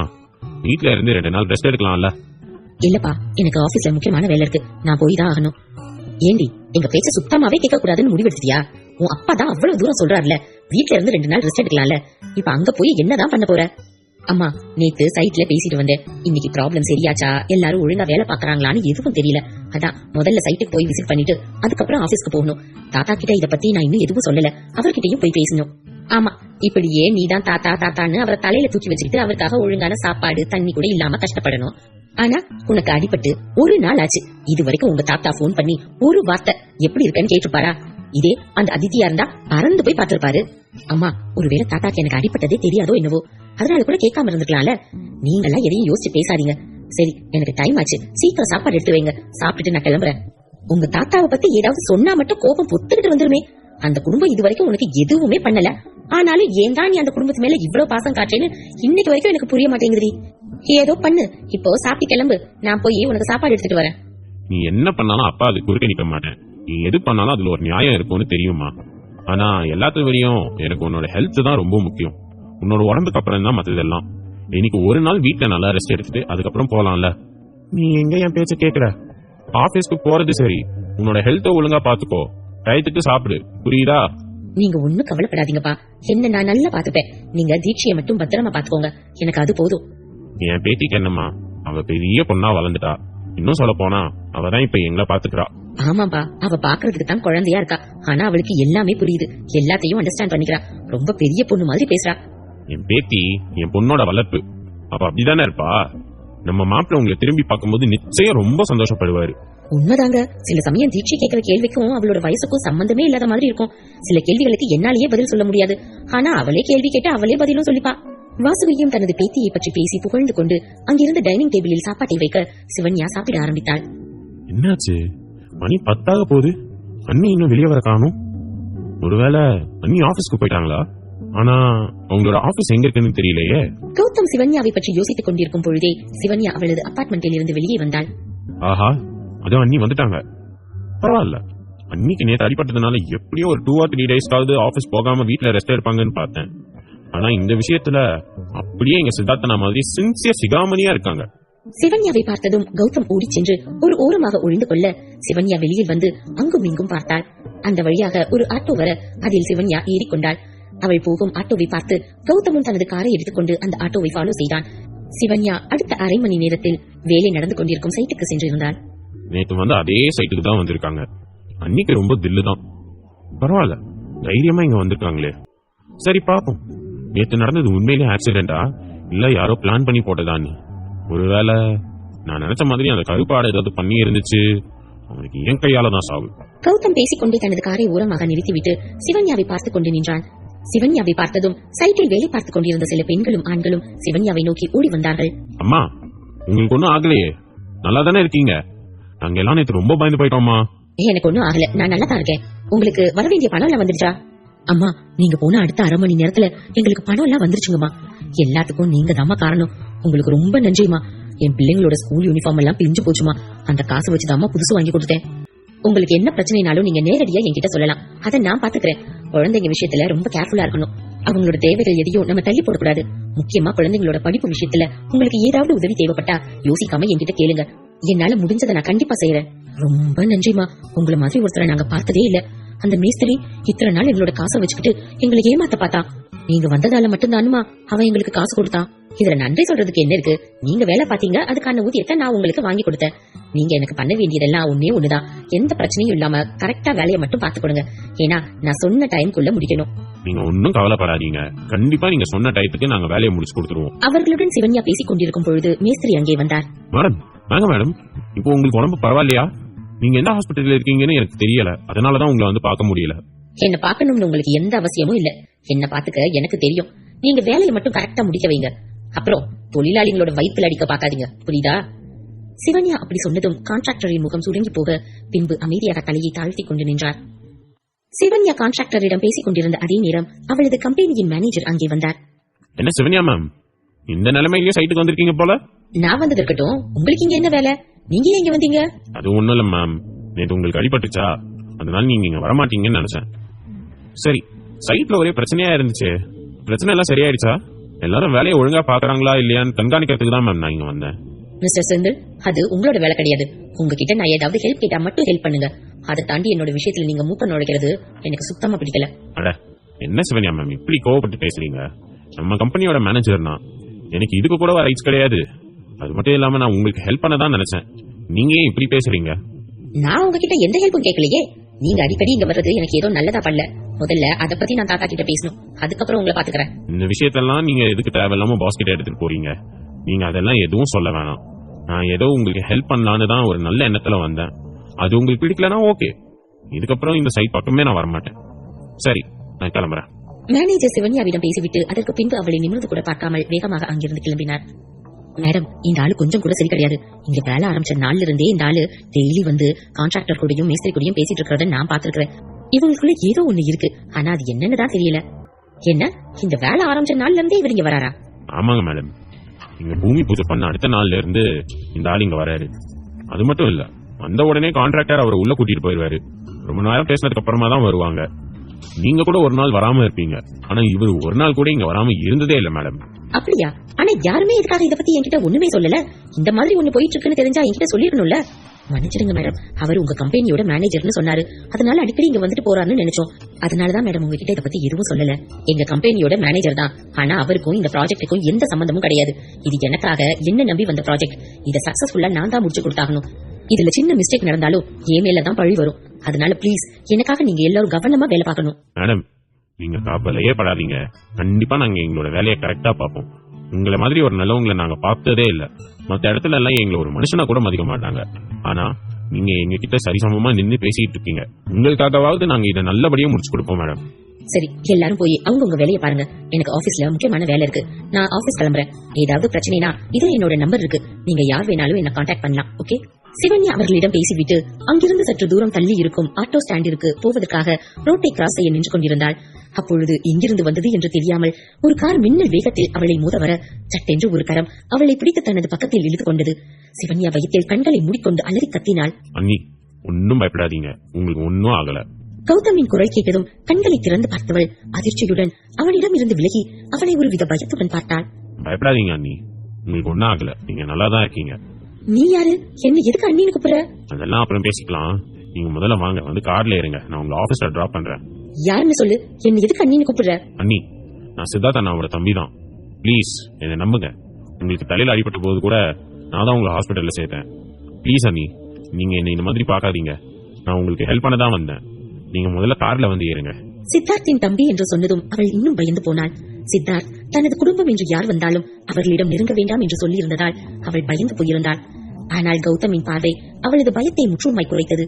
சிவன்யா அவனை ஒருவித நம்பிக்கையுடன் பார்க்க அதற்கு மேலும் அவன் தாமதிக்காமல் அவளது கையை பிடித்து அங்கு நின்று கொண்டிருந்த அவனது காருக்குள் கூட்டிச் சென்றான். அண்ணி, என்னோட பேரு கௌதம். நான் சித்தார்த் அண்ணாவோட தம்பி. நான் சொல்றதை உங்களால நம்ப முடியல. இருங்க, உங்களுக்கு ஒரு போட்டோ காட்டுறேன். அப்போ நம்பிக்கை வரும்னு நினைக்கிறேன். கௌதம் சிவன்யாவிடம் பேசிக்கொண்டே அவனது பர்சில் இருந்து அவனது ஃபேமிலி போட்டோவை எடுத்து காண்பித்தான். அதில் சித்தார்த் அருகில் கௌதம் நின்று கொண்டிருக்க அதை பார்த்ததும் சிவன்யா அவனை கேள்வியாக பார்த்தாள். எனக்கு தெரியும் அண்ணி, அண்ணா இந்த உலகத்துக்கு உங்களை காட்டாம இருக்காருன்னா கண்டிப்பா அதுக்கு காரணம் என்னோட குடும்பம் தான். என்னோட அம்மா அவ்வளவு நல்லவங்க இல்ல, அதனாலதான் அண்ணா பயப்படுறாரு. ஆனா ப்ளீஸ் அண்ணி, என்னையும் அந்த மாதிரி நினைச்சிடாதீங்க. எனக்கு சித்தார்த் அண்ணாவை ரொம்ப பிடிக்கும். அவர் மேல நான் ரொம்ப அன்பு வச்சிருக்கேன். அவர் மேல மட்டும் இல்ல, உங்க மேலயும் அப்புறம் தீட்சி குட்டி மேலயும் தான். தீட்சி குட்டியா? அப்படின்னா உனக்கு தீட்சிக்கும் தெரியுமா? அவளை நீ பாத்திருக்கியா? எங்க பார்த்த? சாரி அண்ணி, நான் குழந்தைய பார்க்க ரொம்ப ஆசைப்பட்டேன். அதனாலதான் அவளை பார்த்த உடனே போய் பேசிட்டேன். அவளும் முதல்ல ரொம்ப பயந்துட்டு என் கூட பேசல. அப்புறம் இந்த போட்டோவை காட்டி சொன்னதுக்கு அப்புறம் தான் அவ புரிஞ்சுக்கிட்டா. ஆனா அவ இத பத்தி என்கிட்ட எதுவும் சொல்லலையே. இது வரைக்கும் அவ என்கிட்ட இருந்து எதையும் மறைச்சதே இல்லையே. இது மட்டும் எப்படி மறைச்சா? அண்ணி, குழந்தை மேல எந்த தப்பும் இல்ல. அவ என்னை பத்தி உங்ககிட்ட சொல்றேன்னு தான் சொன்னான். நானும் உங்ககிட்ட வந்து பேசி சமாதானம் பண்ற வரைக்கும் குழந்தைய எதுவும் சொல்ல வேணாம்னு சொன்னேன். நீங்க அவகிட்ட இதை கேட்டு எதுவும் திட்டாதீங்க அண்ணி. கௌதம் அப்படி சொன்னதும் சிவன்யா என்ன சொல்வது என்று தெரியாமல் அமைதியாக கௌதமின் முகத்தை பார்த்துக் கொண்டு நின்றாள். என்ன அண்ணி அமைதியா இருக்கீங்க?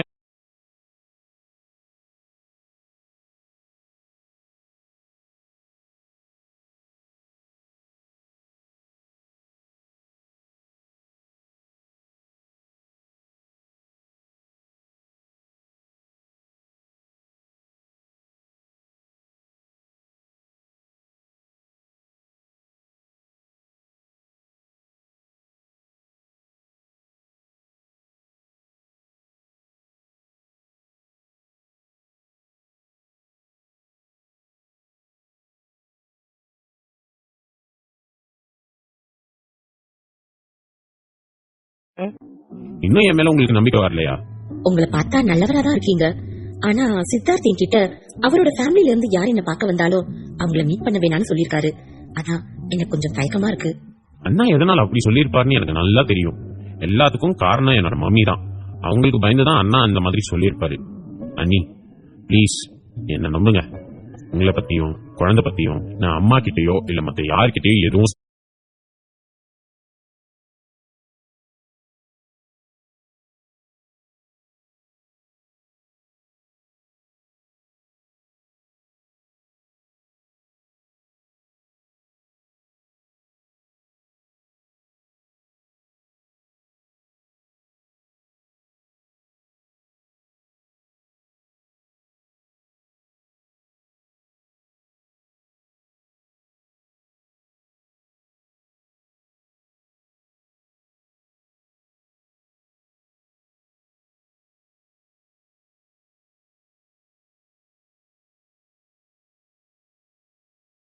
சொல்ல மாட்டேன். அண்ணாவே உங்களை அந்த குடும்பத்துக்கு இன்ட்ரடியூஸ் பண்ற வரைக்கும் நான் இதை பத்தி யார் கூடயும் பேச மாட்டேன். I promise you. ப்ளீஸ் என்ன நம்புங்க. சரி, உங்களுக்கு எப்படி என்ன தெரியும்? நீங்க எப்படி இங்க வந்தீங்க? அதுவா நீ சித்தார்த்தன முகத்துல எப்பவுமே ஒரு விதமான சோகம் இருக்கும். அவர் எப்பவுமே ஏதோ அவுட் ஆஃப் மைண்ட்லயே இருப்பாரு. இந்த முறை நான் அவரை பார்க்கும்போது அவர் முகத்துல இருந்த அந்த சோகம் இல்ல, அதுக்கு பதிலா அவர் யாரையோ ரொம்ப மிஸ் பண்றாருன்னு தெரிஞ்சிச்சு. அதே சமயம் அவர் ஹாப்பியா இருக்கிறதையும் என்னால உணர முடிஞ்சது. அதனால்தான் இதுக்கு பின்னால ஏதோ இருக்குன்னு புரிஞ்சுக்கிட்டேன். அப்புறம் அது என்னன்னு தெரிஞ்சுக்க ஆசைப்பட்டு தான் அவரோட லைஃப்ல நீங்க இருக்கிறது தெரிய வந்துச்சு. நிஜமா சொல்றேன் அண்ணி, நான் இப்ப ரொம்ப ஹாப்பியா இருக்கேன். சிவன்யாவிற்கு அவன் பேசும் விதமும் தன்னை அண்ணி அண்ணி என்று அழைப்பதும் மிகவும் பிடித்திருந்தது.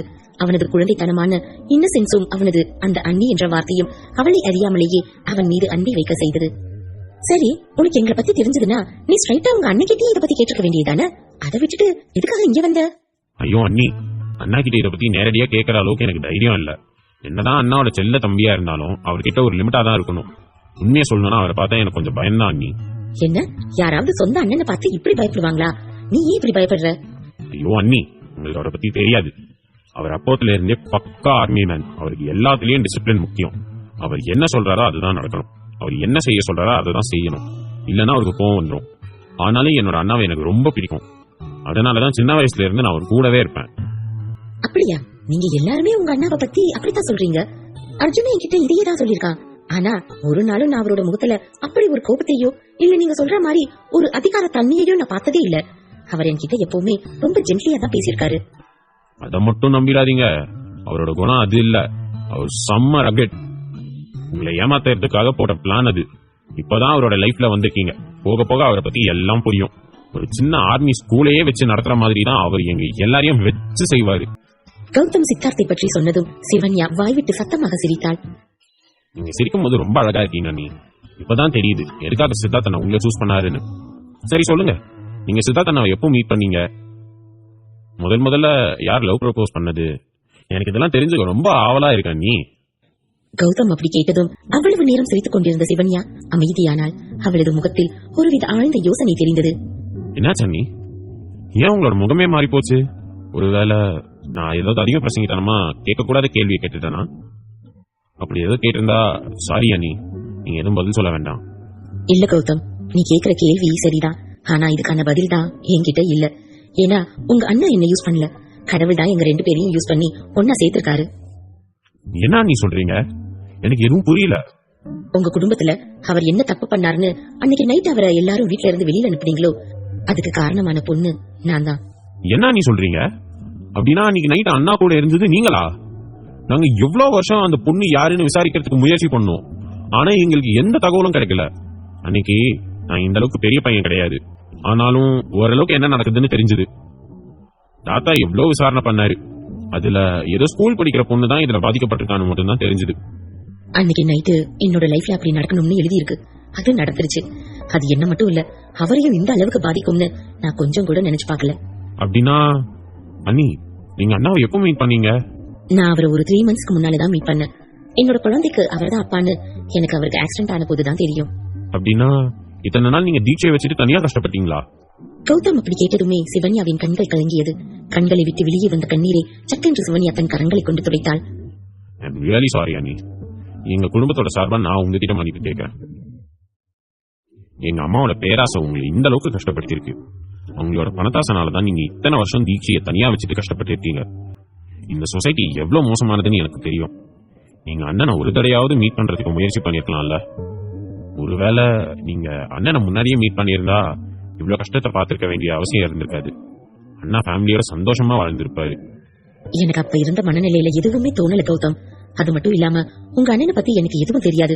ஏதோ ஒருத்தன் குடிச்சிட்டு என்னோட லைஃப வீணாக்கிட்டான்னு நினைச்சேன். என்னோட வாழ்க்கையில அவனை திரும்பி நான் பார்க்கவே கூடாதுன்னு நினைச்சேன்.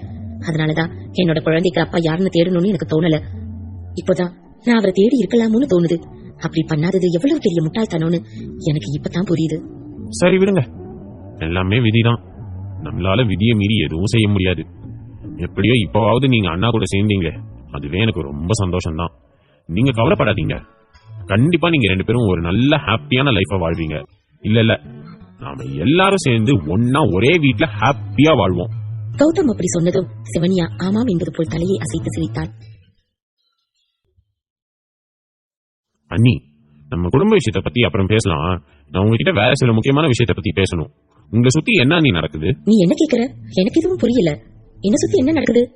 நிஜமாவே உங்களை சுத்தி என்ன நடக்குதுன்னு நீங்க கவனிக்கிறீங்களா இல்லையா நீ? உங்களுக்கு நடந்த 2 இன்சிடென்ட்மே யதார்த்தமா நடந்த மாதிரி தெரியல. இதை யாரோ பிளான் போட்டு வேணும்னே செஞ்ச மாதிரி தான் இருக்க நீ. கௌதம், நீ என்ன சொல்ற?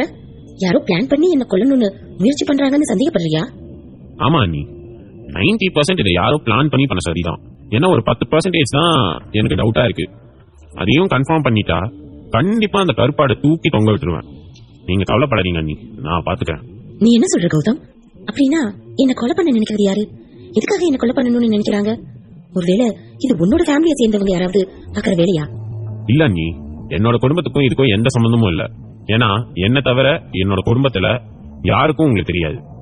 இது நீங்க வேலை பார்க்க கம்பெனியில உள்ள ஒருத்தர் தான். இன்னும் வெளிப்படையா சொல்லணும்னா உங்க மேனேஜர் மேலதான் எனக்கு சந்தேகமா இருக்கு. அந்த சந்தேகத்தை நான் எப்படியும் இன்னும் 2 நாள்ல கன்ஃபார்ம் பண்ணிடுவேன்.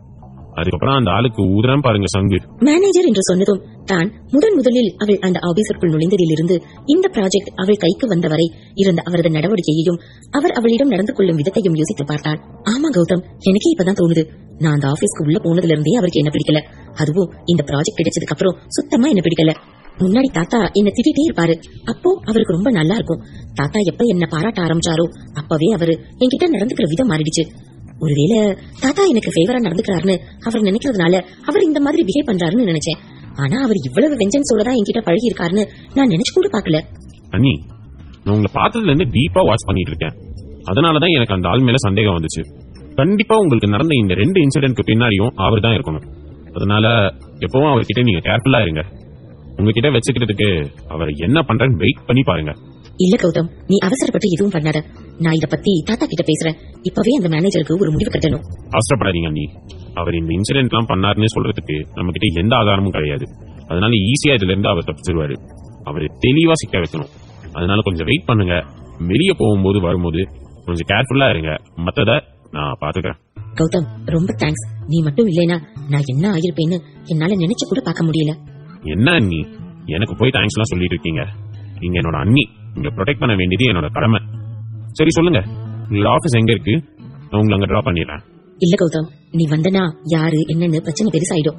அதனால நான் ஏதாவது ஆட்டோ டாக்ஸி புடிச்சு போய்க்கிறேன். நீ என்னதோ அந்த ஆட்டோ ஸ்டாண்ட் கிட்ட மட்டும் விட்டுடு. அண்ணி, இந்த காருக்கும் எனக்கும் எந்த சம்பந்தமும் இல்ல. இது என் ஃப்ரெண்டு மூலமா அரேஞ்ச் பண்ணது. அதனால யாருக்கும் எந்த சந்தேகமும் வராது. வாங்க அண்ணி, டிராப் பண்றேன். இப்போதைக்கு நீங்க சேஃபா இருக்கணும்னா கண்டிப்பா நான் உங்க கூட இருக்கணும். ப்ளீஸ் அண்ணி, என் கூட வாங்க. சிவன்யாவிற்குமே சற்று முன்பு நடந்த இன்சிடென்ட் நினைவுக்கு வர அவளுக்கு உண்மையில் பயமாகத்தான் இருந்தது. அதனால் அவளும் மறுப்பு சொல்லாமல் சரி என்று தலையசைக்க கௌதம் சிரித்துக் கொண்டே காரை ஸ்டார்ட் செய்தான். கௌதம், உனக்கும் உங்க அண்ணனுக்கும் நிறைய டிஃபரன்ஸ் இருக்கு. உண்மையை சொல்ல போனா உங்க அண்ணன் இந்த மாதிரி சிரிச்சு கலகலன்னு பேச மாட்டாரு. கேட்கிற கேள்விக்கு பதில் சொல்வாரு. ஆனா நீ கலகலன்னு சிரிச்சு நல்லா பேசுற. நான் அதான் சொன்னனே அண்ணி, நம்ம ஆளு M10 மாதிரி எப்பவும் வெறப்பா தான் இருப்பாரு. ஆனா நான் அப்படி இல்ல. நான் சாக்லேட் பாய் மாதவன் மாதிரி சும்மா எப்பவும் காத்துல பறந்துட்டே தான் இருப்பேன். அப்படியா? அப்படின்னா சாக்லேட் பாய சுத்தி நிறைய பொண்ணுங்கள்லாம் இருப்பாங்களே. நானே வாயை கொடுத்து சிக்கிட்டேனே அண்ணி. நீங்களாச்சும் எனக்கு கொஞ்சம் இறக்கம் காட்டுவீங்கன்னு நினைச்சேன். ஆனா நீங்களே என்ன இப்படி நாக் அவுட் பண்றீங்களே. அப்படி எல்லாம் எதுவும் இல்ல அண்ணி. நீ எதுவும் இல்லைன்னு சொல்லும் போதே தெளிவா தெரியுது ஏதோ இருக்குன்னு. சொல்லு, யார் அந்த லக்கி கேர்ள்? நீங்களாவது லக்கி கேர்ள்னு ஒத்துக்கிறீங்களே. இதை நான் அவகிட்ட சொன்னா என்னை பார்த்து முறைக்கிறா. என்ன மாதிரி ஒரு நல்ல பையன் எங்க போனாலும் கிடைக்க மாட்டான்னு உங்களை கூட்டிட்டு போய் தான் நீ அவகிட்ட சொல்லணும்னு நினைக்கிறேன். அப்போ உண்மையிலேயே உன்னோட லைஃப்ல பொண்ணு இருக்காளா? சரி சொல்லு, அந்த பொண்ணு யாரு?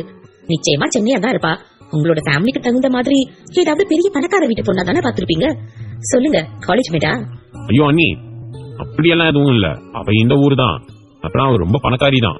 பணத்தால இல்ல, குணத்தால. பாரா, ரைமிங் எல்லாம் பேசுற. கல்யாணம் பண்றதுக்கு முன்னாடியே இவ்வளவு சப்போர்ட்டா? அவ ரொம்ப நல்ல பொண்ணு அண்ணி. அவளை பார்த்த உடனே எனக்கு ரொம்ப பிடிச்சிருச்சு. கல்யாணம் பண்ணா அவ்வளவுதான் கல்யாணம் பண்ணுவேன் முடிவோட இருக்கேன். சரிதான், விட்டா இன்னைக்கே கல்யாணம் பண்ணிடுவ போலயே. சரி, இந்த ஊர்னு சொல்ற, யார் அந்த பொண்ணு? நான் சொல்லுவேன். ஆனா நீங்க என்ன அதுக்காக திட்டக்கூடாது, சரியா? நான் ஏன் திட்ட போறேன்? சும்மா சொல்லு. நான் காதலுக்கு எதிரிலாம் இல்ல, சோ திட்ட மாட்டேன்.